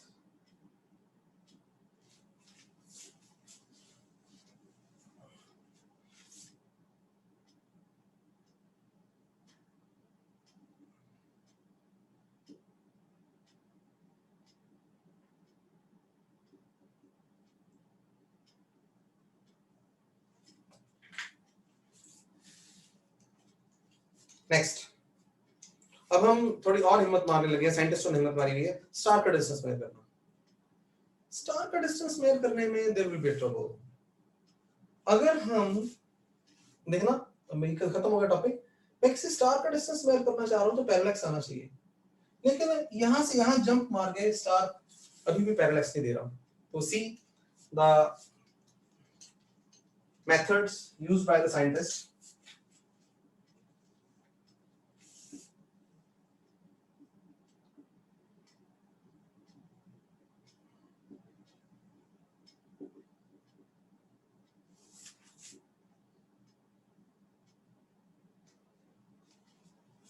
यहां पे मैं आपको थोड़ा सा क्लैरिटी दे दूं, इट माइट नॉट बी इतना इजी नहीं था सब कुछ ये, इसमें हंड्रेड्स ऑफ इयर्स की मेजरमेंट्स इन्वॉल्व थी एक्चुअली। अब हंड्रेड ऑफ ईयर कहां से आ गया बीच में? यस, कि आपको पता साइंस ऐसे चली है। तो अगर मैं बात करूं कि बीसी की बात करूं, बिफोर क्राइस्ट, है ना, 300 बीसी या व्हाटएवर एग्जैक्ट ईयर्स तो मैं क्या बोलूंगा, तब भी साइंस फ्लरिश कर रही थी। ये टॉपिक मैंने हल्का सा पहले भी छोड़ा था, काफी फ्लरिश कर रही थी। तब it is said that Alexandria की लाइब्रेरी, जहां पे काफी ज्यादा मतलब नॉलेज थी, लेकिन वो जो भी होते हैं लाइक रिलीजियस पीपल, उन्होंने मेरी लाइब्रेरी जला दी। तो that it is said to be dark ages start हुई, जहां पे रीजनिंग की कोई वैल्यू नहीं थी, और ये हजारों साल चली। अगर मे बी अरब में या कहीं और थोड़ा बहुत चलता रहा होगा, या इंडिया में भी अगर साइंस कहीं पे पनप रही थी तो वो विजिबल नहीं थी पूरे वर्ल्ड को, और इन दिनों में कुछ नहीं। तो 1400 इयर्स के आसपास मे बी, अगर इसमें 150 साल का आगे पीछे हो सकता है, मैंने पूरा याद नहीं किया हुआ, तो तब रीजनिंग रेनेसां पीरियड बोलते हैं उसको बच्चों, रेनेसां। यूरोप में तब ना अलग अलग जगह पे तो कॉपरनिकस आया, गैलीलियो आया, टाइको ब्राहे, देन केपलर, जिन्होंने मतलब हेवंस को दोबारा देखना स्टार्ट किया। Galileo was you know that is Copernicus was the first. Copernicus से पहले, ये मैं आपको फर्स्ट चैप्टर करवा रहा हूं इनडायरेक्टली, मैंने पहले कभी करवा नहीं सकता ना, उसमें इतना कुछ लिखा हुआ है कि फायदा नहीं पहले बोल के। तो कॉपरनिकस से पहले यूनिवर्स का जो व्यू था, याद है किसी को? और that was a geocentric view. What was geocentric view? Jio stands for earth का प्रीफिक्स है, सेंट्रिक, इन्हें जो दिखता था वही लगता था। कि अब आज भी हमें वही लगता है कि हम यूनिवर्स के सेंटर में, और सारा यूनिवर्स हमारे आसपास घूम रहा है। हमें ऐसा लगता है ना कि everything is revolving around the earth, और यही एस्टैब्लिश था लोगों में। Copernicus was the that is जिसने दिया, दैट इज अब क्या बोलूं, हाँ, हीलियोसेंट्रिक, यस। सन को गॉड, मतलब ग्रीक में दैट इज हीलियोस गॉड बोला जाता है, तो हीलियोस उसका हीलियोसेंट्रिक यानी सन सेंट्रिक व्यू दिया उसने। तो कॉपरनिकस को बड़ी मार पड़ी इसमें, आपको पता है इस बात का, सुना होगा आपने भाई, मतलब वो जो चर्च वगैरह की तरफ से, योर रिलीजन में मैं ज्यादा कभी टॉक नहीं करता, तो ही वाज काफी उसकी जान को भी खतरा ही था। फिर देन केम द गैलीलियो, जिसने और भी वॉन्डरर्स, प्लैनेट्स की खोज कर डाली, कि जो कि भैया उससे कंफर्म हुआ कि सारी दुनिया अर्थ के आसपास नहीं घूमती। वो प्लैनेट्स वगैरह लिखे ही कभी यहाँ थे कभी यहाँ थे, तो he was able to make out कि कुछ चीजें लोकली भी इधर-उधर हो सकती हैं, तो लोकली भी चेंज कर रही हैं विदाउट अर्थ के पूरा आसपास घूमते हुए। तो धीरे-धीरे एस्टैब्लिश होना शुरू हुआ व्यू अर्थ के बारे में। तो यहाँ पे हमारे पास यस, तो बात चल रही है, हमारा जो टॉपिक है, टॉपिक इतना बड़ा है कि मैं खुद सोचना शुरू हो गया कि मैं अभी कहाँ जाना है, मुझे वापस आना है यहाँ पे। ये चीजें कहाँ पे आई? फिर Tycho Brahe was one of the, you can say, अब हिंदी कोई जैसे बड़े बड़े राजा महाराजा होते हैं ना, राजा महाराजा के उसमें साइंटिस्ट था, यू कैन से, तो उसके पास सारे अवेलेबिलिटी थी, जो भी उसे चाहिए होता, काफी अमीर आदमी था, तो उसको ऑब्जर्व करने के लिए कुछ भी ऑब्जर्वेटरीज वगैरह बना रखी थी। The Kepler was roughly 1000 to 1500 kilometer away from Tycho Brahe, and Kepler knew about कि Tycho Brahe has a, और Kepler गरीब था बेचारा मेरी तरह, उसको ज्यादा घर पे भी उसका सिस्टम खराब ही था, तो he moved Tycho Brahe की कंट्री में, वहां पे पहुंचा जहां भी उसके सिटी में पहुंचा होगा, और he met Tycho Brahe, and asked him कि मैं ऐसे तुम्हारा वो बनना चाहता हूँ, चेला शिगिर्द बनना चाहता हूँ। तो टाइको ब्राहे किक्ड हिम कि go away, who are you. तो वो उसी सिटी में बस गया Kepler. It is all story. 2-3 साल के बाद Tycho Brahe was on the death bed. तो उसे लगा कि मैंने जो इतनी मेजरमेंट्स कर, but he was good measurements कर रखी थी उसने कई सालों की, ये इनका क्या होगा, उसका कौन वारिस है। देन ही कॉल्ड केपलर और केपलर को वो सारी measurements the. Kepler took further may be many years. और केपलर्स लॉज आपने सुने होंगे, जो हम +1 में करेंगे, नाम सुना नहीं सुना डोंट वरी, केपलर्स के लॉज हैं। तो मैं ये नहीं जानता ये मेजरमेंट किसने करी है। इट इज अबाउट दैट, तब से चल रहा है स्टार्स की पोजीशन पेंसटेकिंगली। बच्चों केपलर ने 3 लॉ जब दिए ना, 3 में से 2 लॉ तो देने में वो कामयाब हो गया। और जो लॉ बनाए तो वो डेटा नोट किया था, बहुत सारा डेटा था। डेटा को तब मैथमेटिक्स इतना ज्यादा, फिजिक्स न्यूटन ही आया था अभी तक। मैथमेटिक्स का जामा जो पहनाया ना फिजिक्स को मैकेनिक्स में, वो न्यूटन ने पहनाया ज्यादा। तो जब केपलर ने जब वो सारा डेटा नोट किया और 3 लॉस बनाए, 3 लॉस बना डाले, 2 पूरे फिट हो रहे, तीसरा फिट ही नहीं हो रहा था। 3 साल लग गए। उसने पहले ये प्रपोज किया था कि all the planets are moving in circles around the sun. तो सर्कल की बात करता रहा, लगा रहा 3 साल। फिर उसने 3 साल बाद से ध्यान आया यार ये साल आगे भी हो सकते हैं बच्चों, 3 है 2 का 1.5 है, मैंने बड़े सालों पहले पढ़ा होगा। तो फिर उसे ध्यान आया यार they may be elliptical, why they have to be circular. उसने एलिप्टिकल पाथ, फिर एलिप्स का मैथमेटिक्स, फिर फोकस बातें कर देखा, देन डाटा पूरा बिल्कुल नीटली उसमें हो गया। कई साल लगे, मेजरमेंट्स की बात कर रहा था मैं यहाँ पे। तो उसके बाद केपलर्स ने, न्यूटन जब आया तो जो लॉज, नेचर के लॉज के जरिए बच्चों केपलर्स के लॉज पूरे के पूरे प्रूव हुए, मैथमेटिकल प्रूफ हुए उसके। That is one of the greatest importance of measurement, right. तो लेट अस कम बैक। बीच-बीच में ये बताना मैं जरूरी समझता हूँ, ये सारी वो चीजें बता रहा हूँ बीइंग इन +1 जब मैं जाता था तो आई वाज एस्टोनिश्ड कि ये क्या हो रहा है, कैसे हो रहा है। तो मैं कोशिश करता हूँ प्लग इन करने की आपकी वो नॉलेज। तो to measure the distance of near by star, अब साइंटिस्टों का हौसला बढ़ गया, मून का तो कर लिया, अब कुछ स्टार्स का डिस्टेंस भी माप लिया जाए। नियर बाय कहने से क्या मतलब है, इन्होंने फिर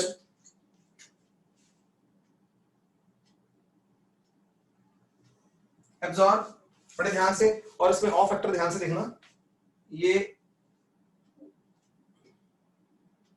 ऑर्बिट ऑफ अर्थ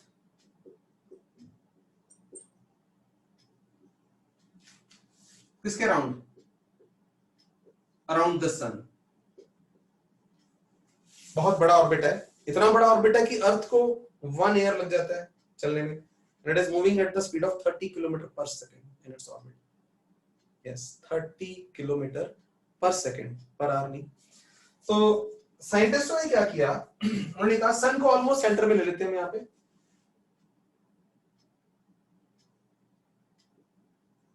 ये हमारा प्यारा सन, और हियर ए पॉइंट पे हमारी प्यारी अर्थ, और वी डिसाइडेड टू, ये an is comparatively near by star. तो मेरा क्या भाव था बताने पे, ये सारा साल मेजरमेंट करते रहते हैं, वो स्टार वहां था, वो थोड़ा सा इधर हो गया। नॉर्मली अगर आपने देखा होगा तो ध्यान देना, अगर आपने स्काई वॉच वैसे बड़ा कम हो गया आजकल, थोड़ा may be sky is clear, तो हमने बचपन में बहुत देखा हुआ है, मतलब गांव में रहते थे तो मेनली विजिबल्स शहरों में विजिबल नहीं होते। आप एक बात नोट करो कि अर्थ की रोटेशन की वजह से स्टार आते हैं जाते हैं, लेकिन आपकी भी जितनी एज हो गई है, उनकी जो रिलेटिव पोजीशंस है ना, वो आपकी और मेरी एज में विजिबली चेंज नहीं हुई। ये बात समझ रहे हो कि अगर आपको अभी तक भी उर्सा मेजर ये वो ऐसे जो स्टार्स देखे थे, ये हमने छोटे हुए, मैं एग्जैक्टली बना रहा हूं, वो 4 स्टार्स है, 3 है, ऐसे कई और स्टार्स हैं, उनकी रिलेटिव पोजीशंस अपैरेंटली हमारे हिसाब से अभी तक चेंज नहीं हुई।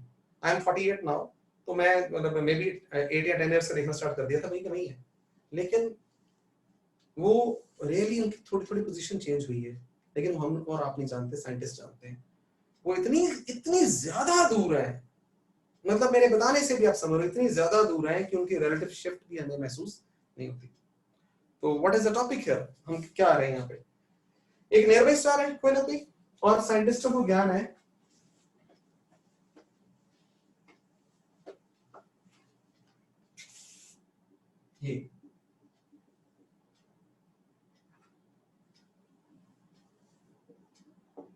ये comparatively far away star.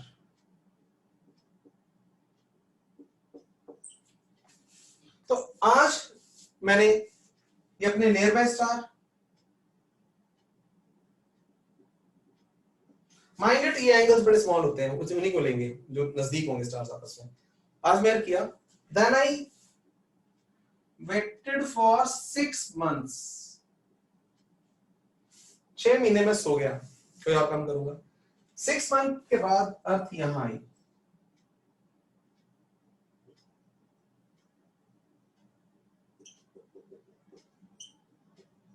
After 6 months what do you expect?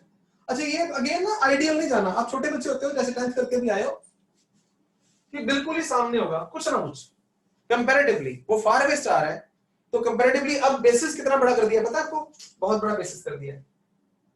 ये जंप करके गए यहां से हम, and that basis is equal to this is 1 AU।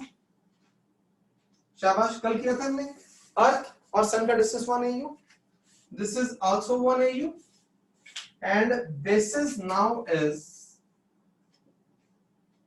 it is 2 AU, right? और इतना बड़ा जंप लगाया है तो नियर बाय स्टार कंपैरेटिवली थोड़ा सा पीछे रह गया होगा और वो वहां चला गया। दिस इज साइंटिस्ट पता है क्या सोचते हैं, जो मिला वही सही यार, ऐसे तो कुछ नहीं मिल रहा था, कुछ तो पता चल रहा है। तो बस थीटा 1 थीटा 2, बाकी इंग्लिश आपकी वहां पे लिखी हुई है, ट्रू। एंड ये डिस्टेंस हमें पता चलने वाला है। Any doubts are welcome in the chat. Although I have tried my best कि आपको इसमें डाउट आए ना, but in any case doubts are proof of effective learning.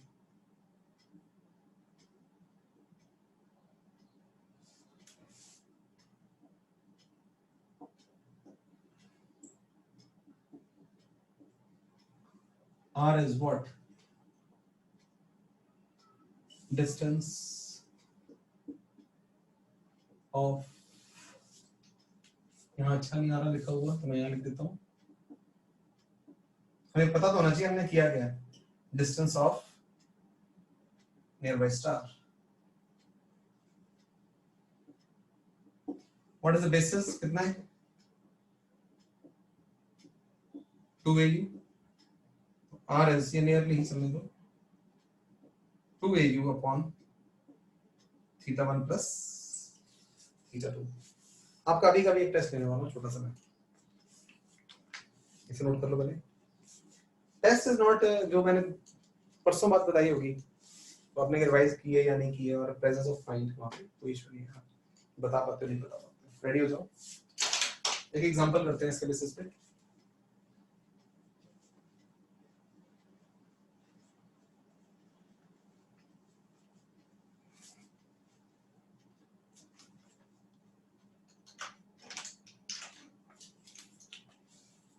Yes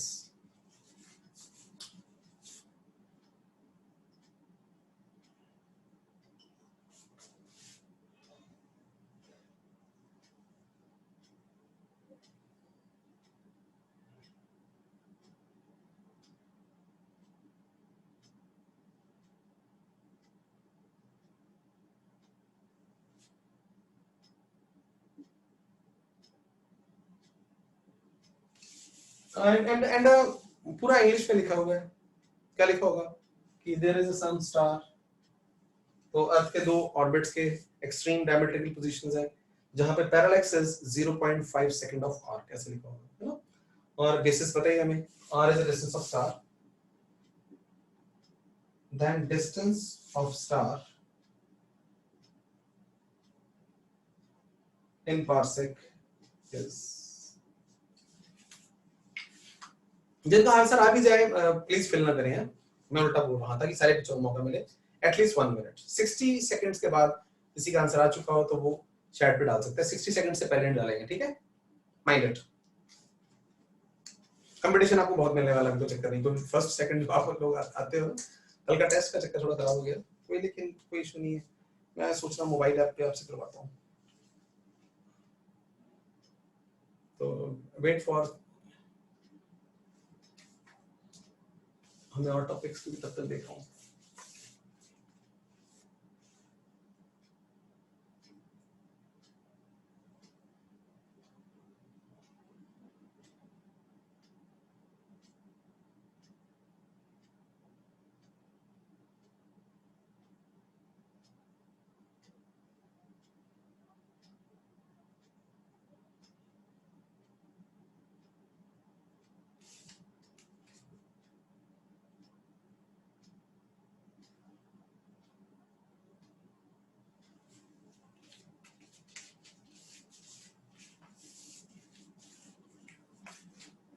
Yes, post the answers. 60 second हुए या नहीं हुए?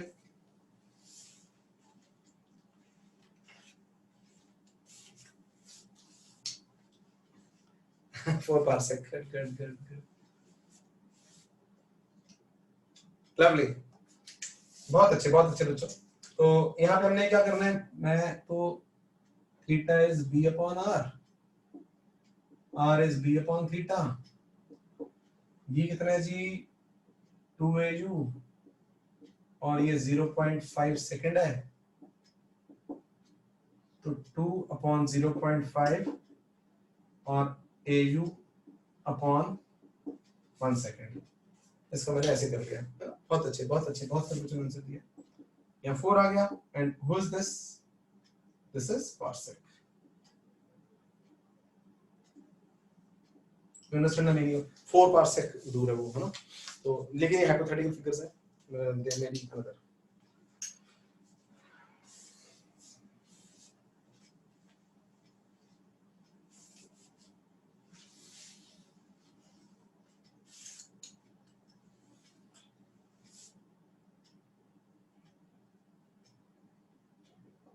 पहले छोटी सी बातें, वोकैबुलरी है, inferior and superior planets.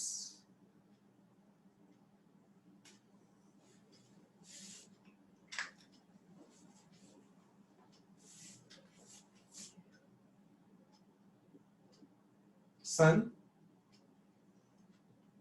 बल्कि आप बताना मुझे, मैं सारे याद नहीं रखता। तुम जानते हैं this is mercury,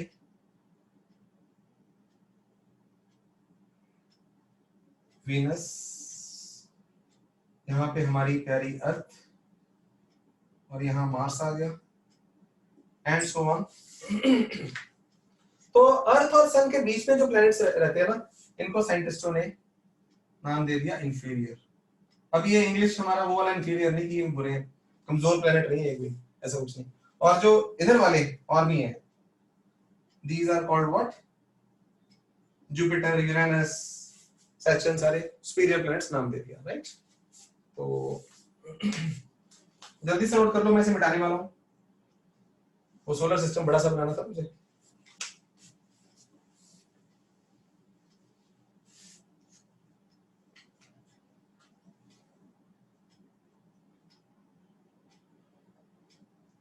Copernicus method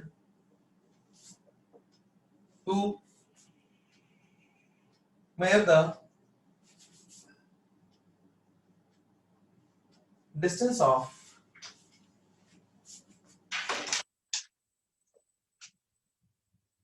an inferior planet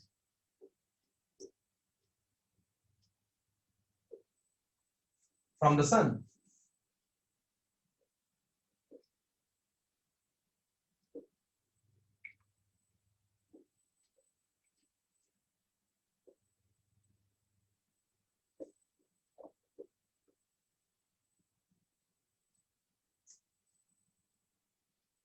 So bit of technical.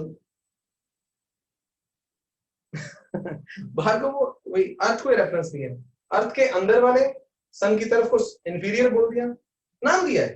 Don't take it so serious, God ने नहीं बोला उनको, हम ही ने बोला है। तो अर्थ को रेफरेंस दिया है, अर्थ और सन के अंदर वाले इंफीरियर और अर्थ से बाहर वाले सुपीरियर। अर्थ कुछ भी नहीं, अर्थ इज रेफरेंस। ओके, तो अब क्या किया हमने यहाँ पे, जो आपने पहले तो एक और technical word elongation of a planet,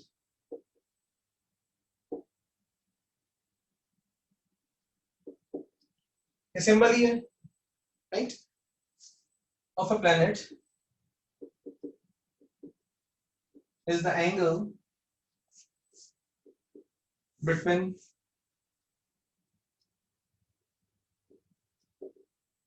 lines joining sun and earth, sun and earth, line joining कर देते हैं, line joining sun and earth and line joining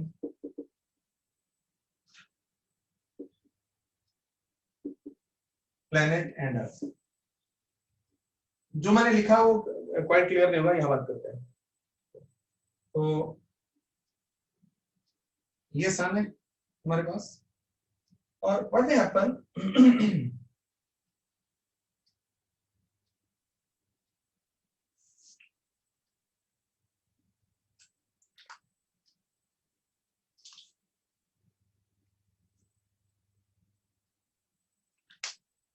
ये प्लेनेट का ऑर्बिट है,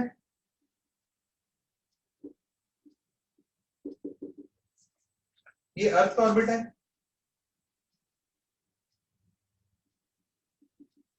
और अब देखो कंपैरेटिवली सन को हम स्टेशनरी मान लेंगे, तो at least in our solar system sun हमारा रेफरेंस है। तो प्लेनेट भी देखो घूमी जा रहा है, चली जा रहा है, अर्थ भी चली जा रही है, और we are talking about the inferior planet, right. तो किसी certain day this is the earth, और ये लाइन कौन सी लाइन होगी, distance of earth with respect to sun, ये लाइन होगी। और उसी दिन प्लेनेट हो सकता है यहाँ कहीं पर घूम रहा हो बेचारा,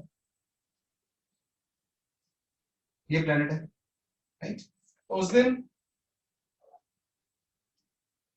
ये कौन सी लाइन है, आरपी, आई होप मैंने वही लिखा हो, joining the planet and earth. इस एंगल को इन्होंने क्या नाम दे दिया, ग्रीक सिंबल है एप्सिलॉन, बोलते हैं अल्फा बीटा गामा थीटा। मैंने भी क्यों ये यूज कर दिया, जिस साइंटिस्ट ने यूज किया, बुक्स में लिखा हुआ तो मैं भी इसको यूज कर रहा हूं। मैं मिटाऊंगा लेकिन आप नहीं मिटाओगे। हम यहाँ पे थीटा भी लिख सकते थे, there is no special reason इसको क्यों लिखा हुआ है। एलोंगेशन था तो उन्होंने वो वाला सिंबल दे दिया जो ई से मैच करता है, इतनी सी बात। नाउ यू शुड अंडरस्टैंड कि कुछ चीजें अप्रोक्सीमेटली कांस्टेंट है। एक्चुअली ये डिस्टेंस हमें पता ही है, अल्टीमेटली ये 1 AU है, कौन, अर्थ सन, लेकिन ये डिस्टेंस कांस्टेंट नहीं है। प्लैनेट चलेगा, अर्थ भी चलेगी, चेंज होंगे। और यहाँ पे मैं लिख दूंगा ना, ये तो आ गया, दिस इज द एलोंगेशन, यहाँ पे आ गया।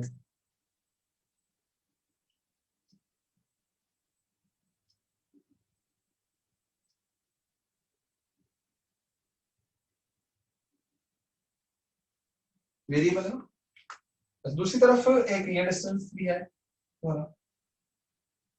इसका नाम क्या रखूं मैं, distance of planet with respect to sun. तो यहाँ पे 4 वेरिएबल प्ले कर रहे हैं सारे, देखो कौन कौन से, distance of earth from the sun, distance of planet from the sun, distance of planet from the earth and elongation. इनमें से कोई 2 चीजें कांस्टेंट है अप्रोक्सीमेटली, ये मानते हुए सर्कल ही है, ये भी सर्कल है। तो अपने आप को बताओ, जब तक मैं रब करता हूं, इनमें से कौन सी 2 चीजें कांस्टेंट है और कौन सी 2 चीजें वेरी कर रही है।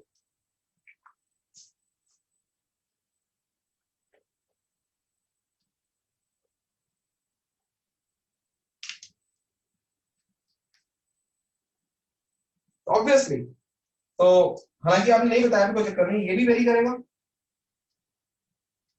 और ये तो मैंने वेरी लिख ही दिया। अब ना यहाँ पे yes, distance of sun from the planet is constant, very good. तो वापस मेरी तरफ आओ, अपना सोचना बंद करो। एलोंगेशन चेंज होता जाएगा, क्या ये एलोंगेशन कितना भी हो सकता है, या इसकी कोई ना कोई लिमिट होगी, बढ़ता ही जाएगा, 100 180 तक चला जाएगा, कभी 90 तक, इट विल बी लिमिटेड होगा, है ना। और कभी ना कभी साइंटिस्ट भी सारा साल पहले बैठे हुए हैं, प्लैनेट को रोज देख रहे हैं और एलोंगेशन माप रहे हैं, और वो एलोंगेशन किसी दिन मैक्सिमम भी हो सकती है। ये देखना, अब ना ड्राइंग में यहाँ पे ये रफ ड्राइंग बनाऊंगा, आप मत बनाना हमेशा।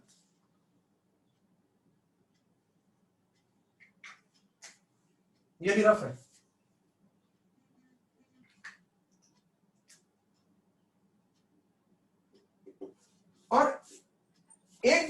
अर्थ को स्टेशनरी मान लेना। स्टेशनरी मतलब होता नहीं स्टेशनरी है, रिलेटिव मोशन होते हैं।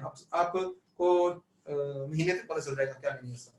लेकिन ये सन है, ये देना किसी on one fine day this will be the elongation, on other fine day this may be the elongation, on one day special day this may be the elongation। और फिर गया प्लैनेट वापस आना शुरू हो गया, मुझे बस आपने इतना बताना है कि elongation कभी इंक्रीज भी होगी और फिर वो हमेशा इंक्रीज ही होती रहेगी या डिक्रीज भी हो सकती है उसके बाद। कहना है यस हो सकता है जीरो भी, यस यस बिल्कुल, व्हाई नॉट करण, तुम कह रहे हो जीरो हो सकता है, क्यों नहीं हो सकता। अगर वो सन और उसके बीच में आमने सामने आ गए हम, ये ऐसे मूवमेंट आते होते हैं। वीनस पीछे पड़ा था क्रॉसिंग कि सन के सामने से वीनस का स्पॉट दिखाई दिया था, वो मतलब सम मे बी इन 10 इयर्स कभी ना कभी वो ऐसा मौका आता है। अगेन मैंने जैसे बोला ना कि मैं जीके पूरी आजकल स्ट्रांगली रखी हुई मैंने, अर्थ वीनस सामने आ सकते हैं लाइन टू लाइन, तो elongation में भी zero as well. It's really good question. और it was in I think 11, तो उसे कुछ स्पेशल बोलते भी हैं कि वीनस से क्रॉस किया तो टेलीस्कोप से देखा तो स्पॉट्स नजर आते हैं सन के ऊपर, वो नजर सामने नजर, it's really beautiful phenomena you can से ऑब्जर्वेशन। गुड। तो जैसा हमें खुरन में सारे जीरो हो सकता है, बिल्कुल हो सकता है। अब मैं आपसे पूछ रहा हूँ, जीरो हो सकता है, बढ़ सकता है, अब सारा साल आप देखते रहते हो तो बढ़ता ही रहेगा, फिर कम भी हो सकता है दोबारा, it can decrease as well, है ना। क्योंकि अब ये प्लैनेट अगर यहाँ आ गया, ये दोबारा यहाँ पे, तो यहाँ किसी दिन लेकिन मैक्सिमम इलॉन्गेशन भी होगा। तो अब आपने मेरे साथ बताना है, ये देखो यहाँ पे इलॉन्गेशन हुआ था, ये नोट करना, ये और ये लाइन। तो आपको मुझे यस और नो करना है। जिस दिन इलॉन्गेशन मैक्सिमम हुआ उस दिन अर्थ और प्लेनेट की लाइन कुछ भी होगी या टेंजेंट होगी इसके ऑर्बिट को। एक बार में यस नहीं करना, अब्जॉर्ब करो। तो मैंने आपको बताया कि जिस दिन इलॉन्गेशन मैक्सिमम होगी ना उस दिन ये टेंजेंट होगी। मैं यहाँ पे आपसे सुंदर डायग्राम बना रहा हूँ, यहाँ पे सुंदर तो पता नहीं, कंपैरेटिवली नीट।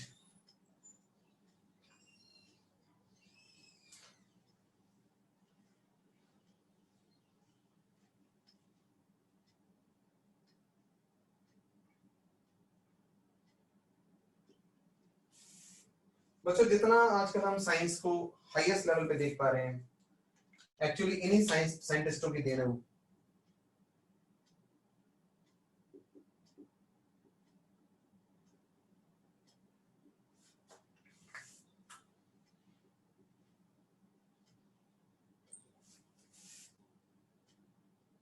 अच्छा मैं बढ़िया बना लगा, ठीक है डन है, हो जाएगा।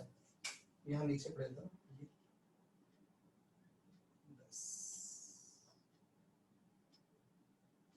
तो this is sun, this is planet, this is earth. तो अगर ये टेंजेंट हुआ बच्चों, tangent to what, come on, मैं भी टेढ़ा को लिख रहा हूं यहाँ पे, सीधा रख देता हूं। This is tangent to planet orbit. जिस दिन ये टेंजेंट है उस दिन दो बातें खास हैं। ये एंगल 90 है, आप सबको पता है, मैथ आपको आता है, और ये वाला एंगल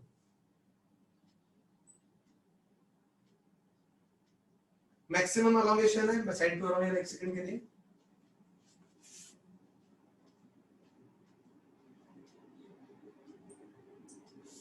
और बाकी नाम लिख लो, आप लिखो इसका नाम क्या है,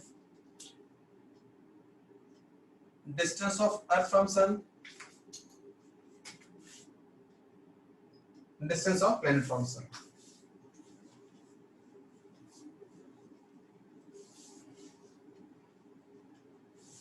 in right angle triangle कौन,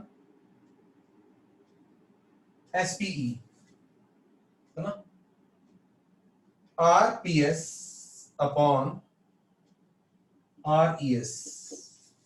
बताओ जी क्या हो रहा है। It is perpendicular, it is hypotenuse. Sine of elongation. And RPS is equal to RES into sine of maximum elongation. तो भैया आप सब जानते हो, बहनों भी, it is how much? RES is 1 AU and therefore RPS is nearly equal to 1 AU into what? Sine of maximum elongation. Brilliant. यहां भी अपने आप ही होगा या मेजरमेंट का रोल है? यहां भी मेजरमेंट का रोल है. वहां पे ऐसे तो measurements make the things unknown. कुछ मेजरमेंट ले आती हैं, कुछ मैथमेटिक्स हमारी हेल्प कर देते हैं. तो लेट मी सी, मैंने जो आपको नोट्स दिए हैं उसमें for the sake of completeness एक और मेथड दिया हुआ है, इंटेंसिटी मेथड. वो है दूर के स्टार्स. लेकिन वो मैं अभी डिस्कस करना, थ्योरेटिकल डिस्कस कर रहा हूँ, तो मैथमेटिकल डिस्कस करना अभी मैं बेटर नहीं समझता. मुझे मजा ही नहीं आता अगर कॉन्सेप्ट ना बताओ तो बच्चों को सिर्फ याद करने की चीजें बोल दो और उसका कोई इतनी they will be very normal. Gravitation आएगा तो या वेव्स आएंगे तो हमें यूज्ड हो जाए. क्या बात कर रहा हूँ, टॉकिंग. अगर हम समहाउ साइंटिस्टों के पास कोई तरीका हो कि दो स्टार्स देख लिए इन्होंने, और आप तो जानते हैं साइंटिस्टों की पावर आपके सामने आनी शुरू हुई है, ये ऐसे नहीं बोलते, दे यूज सम लॉज. तो मान लो कोई इनके पास लॉ है जिससे इन्हें आइडिया है कि दो सिमिलरली ब्राइट स्टार्स हैं लेकिन आगे पीछे हैं, कोई दूर है कोई नजदीक है. तो अगर similarly bright in that sense कि inherently same amount of light छोड़ रहे हैं, ये भी सेम छोड़ रहा है, आई एम सॉरी थोड़ा साइड दो, तो सेम अमाउंट ऑफ लाइट छोड़ रहा है, उस केस में जो दूर स्टार होगा वो उसकी ब्राइटनेस हमें कम दिखाई देगी और जो नजदीक होगा उसकी ब्राइटनेस हमें ज्यादा दिखाई देगी. They have got some methods उनकी इंटेंसिटी को कंपैरिजन करके ना, या कंपेयर करेंगे. इनके पास there are some photographic plates, उस पे इंटेंसिटी को मेजर करेंगे और उनके डिस्टेंस का अंदाजा लगा लेते हैं. तो इससे तो मिलियन ऑफ इयर्स दूर स्टार्स भी इनका भी आइडिया लगा लेते हैं up to a certain accuracy. Again measurements are subject to errors and that are the topic of debates, और वो साइंटिस्ट लगे रहते हैं उसमें इंप्रूवमेंट करने के लिए. तो वो इंटेंसिटी मेथड मैंने करवाया नहीं, आपने इसको गोल कर देना है कि सर बाद में करवाएंगे. तो लेट मी सी हम कहां पहुंचे हैं और आप क्या कर सकते हो.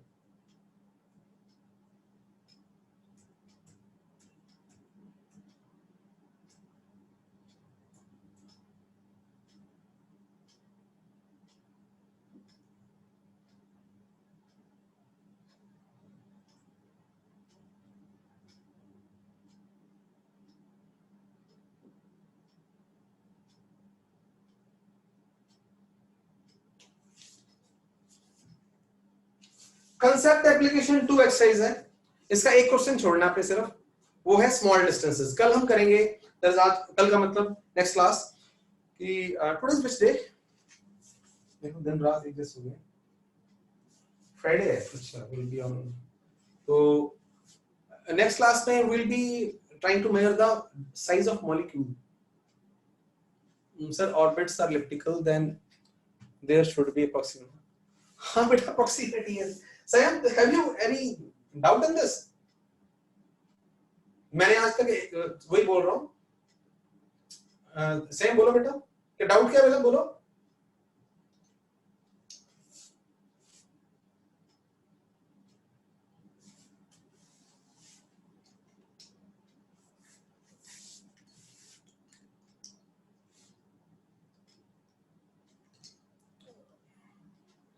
Sam, are you having doubt या तुम्हें yes का मतलब क्या मैं समझ नहीं आ रहा. और तो बेटा मैं अप्रॉक्सीमेट ही बात, मैं तो सबसे पहले दिन से बात कर रहा हूँ, शायद तुमने है ना, तो वो सेम पॉइंट को रिपीट करने का फायदा नहीं होता. पुराना मानो मेरी बात का तुम थी. मैंने कभी मतलब जब से शुरू किया topic is all approximate distance, तो इन चीजों से ना वो साइड पे डाइवर्ट होती बातें. डाउट का मतलब होता है समझ नहीं आया, उससे हम समझ सकते हैं. तो ओके, एंड जितनी मेजरमेंट भी कर रहे हैं,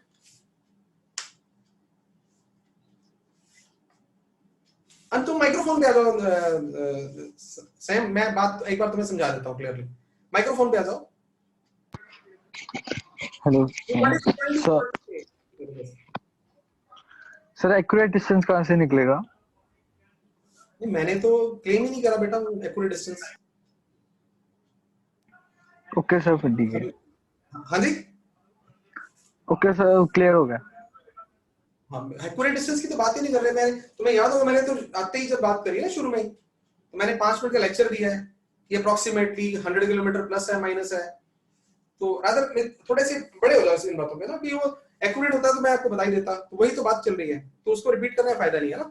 डाउट प्लीज, आप समझ नहीं आया तो बात करो, लेकिन वो वही बात सेम रिपीट करने का फायदा नहीं है ना, ये कहना चाह रहा हूँ। I hope you don't mind, मैं डाउट डिस्करेज नहीं करता कभी भी। तो yes we are talking about, आप सभी कर रहे हो होमवर्क, मैं यहाँ लिख रहा हूँ, स्ट्रिक्टली करना है इसको आप सबने।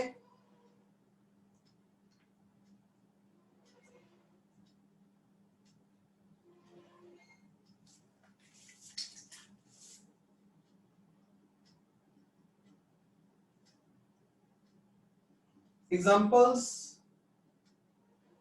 अप टू 22, ये पिछली भी कर ली होगी। और मैं आपको छोटी सी बात बताने जा रहा हूँ, सॉल्व एग्जांपल्स की इंपॉर्टेंस ध्यान देना। कई बच्चों को बड़ा शौक होता है कि वो लेक्चर खत्म हुआ है, लेक्चर पढ़ा और फटाफट वो असाइनमेंट मिली है ना, इसको सॉल्व कर देते हैं। और अगेन इट डिपेंड्स अपॉन, देखिए मैं अपनी बात ना करूं किसी और की, डिपेंड्स है ना, कि मेरा सबका अपना अपना जो प्रीवियस 10 तक का रिकॉर्ड है वो अलग अलग है। और इंटेलिजेंट होना कोई बड़ी ग्रेटनेस नहीं है, मेरी बात को बुरा मत मानना, कोई बच्चा बुरा ना मानना इसमें। Intelligence is good, it is good कि हमें मिला है, और इट इज एक्वायर्ड आल्सो, कि हम नर्सरी से कितनी मेहनत करते आ रहे हैं, हमारे पेरेंट्स ने भी कितना जान लगाई, और मैथ में मैं कितना खुश रहता हूँ, कितना फास्ट करता हूँ। There may be my friend जिसको 6 3 18 करने में टाइम लगता हो, मैं थोड़ा फास्ट कर लेता हूँ। It's good, it's thank to the God for everything. But what I want to say, कि जब आप उनको पढ़ाया गया है, तो जो आपको नोट्स दिए हुए हैं सॉल्व एग्जांपल्स हैं, और जो नोट्स आपने जो क्लास में किया था, क्लास में भी एग्जांपल्स करवाई थी, उनको रिवाइज नहीं करना। ये क्या बोल रहा हूँ, एनालाइज करना है, रीराइट ही करना, ऑलमोस्ट ना रीप्ले करना है लिख के। मैं बच्चों को आमतौर पे कहता हूँ, आज आपसे सुनना, अभी फ्यूचर में कहूंगा भी, तो मैं आपसे पूछूंगा कई बार, बच्चों समझ आ गया? आप बोलोगे आ गया, मैं आपको आंसर दूंगा कभी 15 दिन बाद, ये दिन आने वाला है, बच्चों आपको समझ तो आ गया लेकिन अभी तक ये आया नहीं है। बच्चे पूछते हैं सर ये क्या मतलब हुआ? समझ आपको बच्चों इसलिए आगे से पैरालेक्स मेथड है, कुछ और है। ये तो भी सिंपल बातें चल रही हैं और कॉम्प्लेक्सिटीज बढ़नी है वो, लेकिन कॉम्प्लेक्सिटी मैं होने नहीं दूंगा, मैं कोशिश करूंगा। क्या बात कर रहा था कि बच्चों कह दिया समझ आ गया सर, आ गया। भैया आपको समझ आया, समझ क्यों आया? मतलब टीचर ने जान लगाई है, मैं अपनी बात नहीं कर रहा, अपने केमिस्ट्री के मैथ के टीचर जो भी आपको कोशिश करके पढ़ा रहे हैं, और आपको समझ आ गया, इसका चल क्लियर। लेकिन वो 3 दिन बाद वो क्वेश्चन करना है उस पर आपने, वो अपने आप वो अटेम्प्ट हो पाए, हल्का सा टेढ़ा कर दिया जरूरी नहीं है, वो प्रैक्टिस के बिना नहीं होना। जब तक आप उसको एनालाइज नहीं करोगे अच्छी तरह से, 2-3 क्वेश्चन उसके ऊपर करोगे नहीं, तो वो फायदा नहीं है। तो अनसॉल्व्ड एक्सरसाइज को हाथ लगा दूं अगर मैं, और वो सॉल्व का हिट रेट कम हो, मैंने 10 क्वेश्चन ट्राई करे, मेरे से 2 हो रहे हैं 3 हो रहे हैं, तो मैं इसका मतलब कहीं ना कहीं प्रॉब्लम है। उसकी बजाय असाइनमेंट मिली है, साइड पे रख दो उसको, सॉल्व एग्जांपल्स बड़ी अच्छी तरह करनी है पूरा। इसको जो छोटे छोटे पॉइंट्स हैं देखा, बात करी उससे, नोट्स बनाए छोटे छोटे, हो सके तो शॉर्ट नोट्स बनाओ हमेशा, इसकी एक फॉर्मूलरी तैयार करो हमेशा, छोटे छोटे ड्राइंग्स बना के ना दोबारा।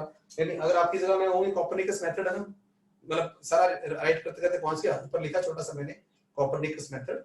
आप सारे अच्छे बच्चों अपने रिवीजंस करी होगी, ड्राइंग बनाओ फटाफट उसकी, देखो। अब मैं जो आपको बात बताने जा रहा था, इंपॉर्टेंस ऑफ सॉल्व एग्जांपल, तो कि यू अंडरस्टैंड कि मैं इसका इतना ज्यादा क्यों जोर डालता हूँ, मेरे अपने घर की बात है। My daughter she is ICSE में, उसके 95 पॉइंट समथिंग 6% मार्क्स थे 10th में, बता रहा हूँ। अब ये नहीं बता रहा चाह रहा कि शी इज इंटेलिजेंट, बात सुनना। 9th ऑनवर्ड मैंने कभी उनको पढ़ाया नहीं रूटीन में, मतलब एक होता ना कि घर पे पढ़ाते रहो, ट्यूशन से पढ़ी अपना आते थे ठीक है, कभी डाउट आ गया तो पूछ लिया। 9th ऑनवर्ड उन्होंने 9th में जरूर फिजिक्स पढ़ाई, जब उनको जरूरत पड़ गई, पापा हो नहीं रहा ये बेटा कर ले।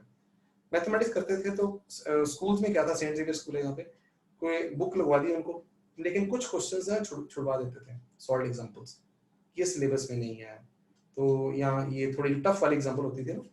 तो मैंने उनको बस एक ही हिदायत दी हुई थी, बच्चों आपके स्कूल के टीचर छुड़वा दें, लेकिन वो जो भी रीजन होगा, मैथ की बुक एक लिखी है ना स्टैंडर्ड, उसको सारी करो। और कभी भी जब भी करना है 10th तक सॉल्व एग्जांपल्स करनी है पहले, फिर एक्सरसाइज को हाथ लगाना है। टीचर ने नहीं भी बोला, होमवर्क नहीं भी दिया सॉल्व एग्जांपल का, तो आपने करना है। तो ये चल रहा था। और मैं, लेकिन जैसे मैं कुछ बता रहा हूँ, बात सुनना, आपको इंपॉर्टेंस बता रहा हूँ मेरे दिमाग के अंदर कि अगर मैं पढ़ाने की कोशिश करता हूँ अच्छा तो इम्प्लीमेंट कैसे करना है। आई वॉज गुड स्टूडेंट, वो चीज बताने जा रहा हूँ। तो डॉक्टर को बोल दिया हुआ था मैंने, और मैं कई बार जब भी हो ना बीच बीच में 15 दिन बाद उन्हें याद दिला देना बेटे को भी, कोई शॉर्ट एग्जाम्पल किया करो। मैथ का कोई बुक का ना एक वो नहीं छोड़ना, शुरू में शॉर्ट एग्जाम्पल करनी है, उसमें क्या लिखा हुआ है मैडम या सर ने नहीं करवाया तो भी करनी है, और एक्सरसाइज भी करनी है। ये मैं 15 दिन बाद ऊपर ऊपर से वार्निंग देता रहता था, डायरेक्ट भी देखा। One fine day I was at home, छुट्टी का माहौल था, मैं नीचे बैठ गया दीवार के साथ ना, सुबह कुछ अपना काम कर रहा था, मेरी डॉटर भी बिल्कुल साथ बैठ गया आके। तो she started doing the sums mathematics के, और बीच में उसने एक डाउट पूछा कि पापा ये कैसे करना है। मैं कोई बात नहीं बेटा, मैंने जब स्टेटमेंट पढ़ी तो मुझे डाउट हुआ कि अगर ये क्वेश्चन यहाँ दिया होगा ना, इसके रेलेवेंट कोई ना कोई सॉल्ड एग्जांपल होगी, और अगर वो सॉल्ड एग्जांपल इसने करी होगी, मुझे इसकी स्किल का पता है, she carries a good score, चलो अभी तक जो भी पढ़ रही थी, तो she was topper in fact, section topper. तो अगर इसने सॉल्ड एग्जांपल की होती ना तो मैंने उससे ऐसे पूछा कि दैट इज सभ्यता सॉल्ड एग्जांपल करी इसकी, शी वाज, उसे पता चल गया कि पाप हो गया। एंड आई वाज, मैं कभी नॉर्मली नहीं हिट करता बच्चों को, मतलब ही नहीं है, लेकिन to carry home the point, 9th में थी वो तब डॉटर मेरी, to carry home the point, अब चाहे 6 महीने बाद नहीं, 6 महीने की सजा एकदम। और आई डोंट, तो वो बात अलग है बाद में कि वो शाम को पता चला कि वो डॉटर्स डे दिमाग ध्यान नहीं था। वापस आओ बात हो।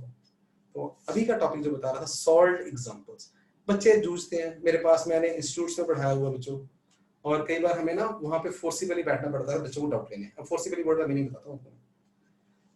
वहाँ पे ऐसे बच्चे भी डाउट्स में, आप कहते हैं डाउट्स लाओ डाउट्स, लेकिन अभी तो आए नहीं, अभी तो बड़ा आसान सा पढ़ रहे हो आपको बोलूंगा मैं, और दो डाउट ये करते भी आप लोग तो। लेकिन मैं डाउट्स को इनकरेज नहीं करता वो वाले कि जिसमें बच्चा अपना एफर्ट ही नहीं कर रहा, उसने वो वाले बच्चे वो इनकरेज नहीं करता। क्वेश्चन पढ़ा था बच्चे ने और मेरे से हुआ नहीं, सर ये बताना कैसे करना। तो यहाँ पे मेरा क्या बता रहा हूँ, ऐसे ऐसे बच्चे भी होते हैं जो मतलब खुद बस थ्योरी पढ़ी नहीं, सॉल्व एग्जांपल्स करी नहीं, और क्वेश्चन नहीं हो रहा, सर बता देना कैसे करना। तो आपके साथ ऐसा ना हो। तो आज पहली बार फिर आपको, क्योंकि अब शुरू हो गई फिजिक्स थोड़ी बहुत, मेरे मैथमेटिकल टूल्स था, इट्स गुड। डिफरेंशिएशन आती है आपको, आती है। कल टेस्ट में जो भी रिफ्रेश की गड़बड़ हुई वो ठीक हो जाएगा, कोई इशू नहीं है। वो दो चार कुछ क्वेश्चन कम ज्यादा भी हुए आपसे, रूल्स कम ज्यादा हो रहे हैं, देखो मैं कितना बोल रहा हूँ, रीजन है, तो डोंट वरी अबाउट दैट। लेकिन अब स्ट्रिक्ट है काफी हद तक, जो होमवर्क मिला है आपको उसको करने से पहले सॉल्व एग्जांपल्स बोलिए करनी है। आई फिनिश माय पॉइंट है, सॉल्व एग्जांपल्स होगी। एक्सरसाइज कौन सी है जी, कंसेप्ट एप्लीकेशन 2, 1 भी थी इसका मतलब, पहले भी देखो उसको, वो तो फिर आपको कर ही डालनी चाहिए। Yes, concept application 1 complete. इसमें भी मेरी एक छोटा सा टॉपिक मैग्निफिकेशन होगा, वो ऑप्टिक्स में आता है एक्चुअली। मैग्निफिकेशन उसी बोल रहा हूँ, वो नहीं भी करा आपने छोड़ देना, वो एनसीईआरटी का दिया हुआ है ना, तो इसलिए मैंने नोट्स पूरे रखे हुए हैं। कॉन्सेप्ट एप्लीकेशन 2, इसमें सिर्फ आपने एक क्वेश्चन छोड़ना है,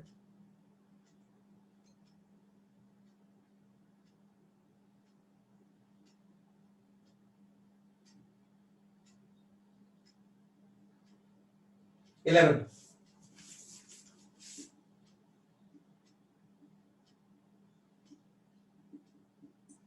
ये जो मैंने आपको बताया परसों करवाऊंगा, मॉलिक्यूल का साइज कैसे ढूंढते हैं, दिस इज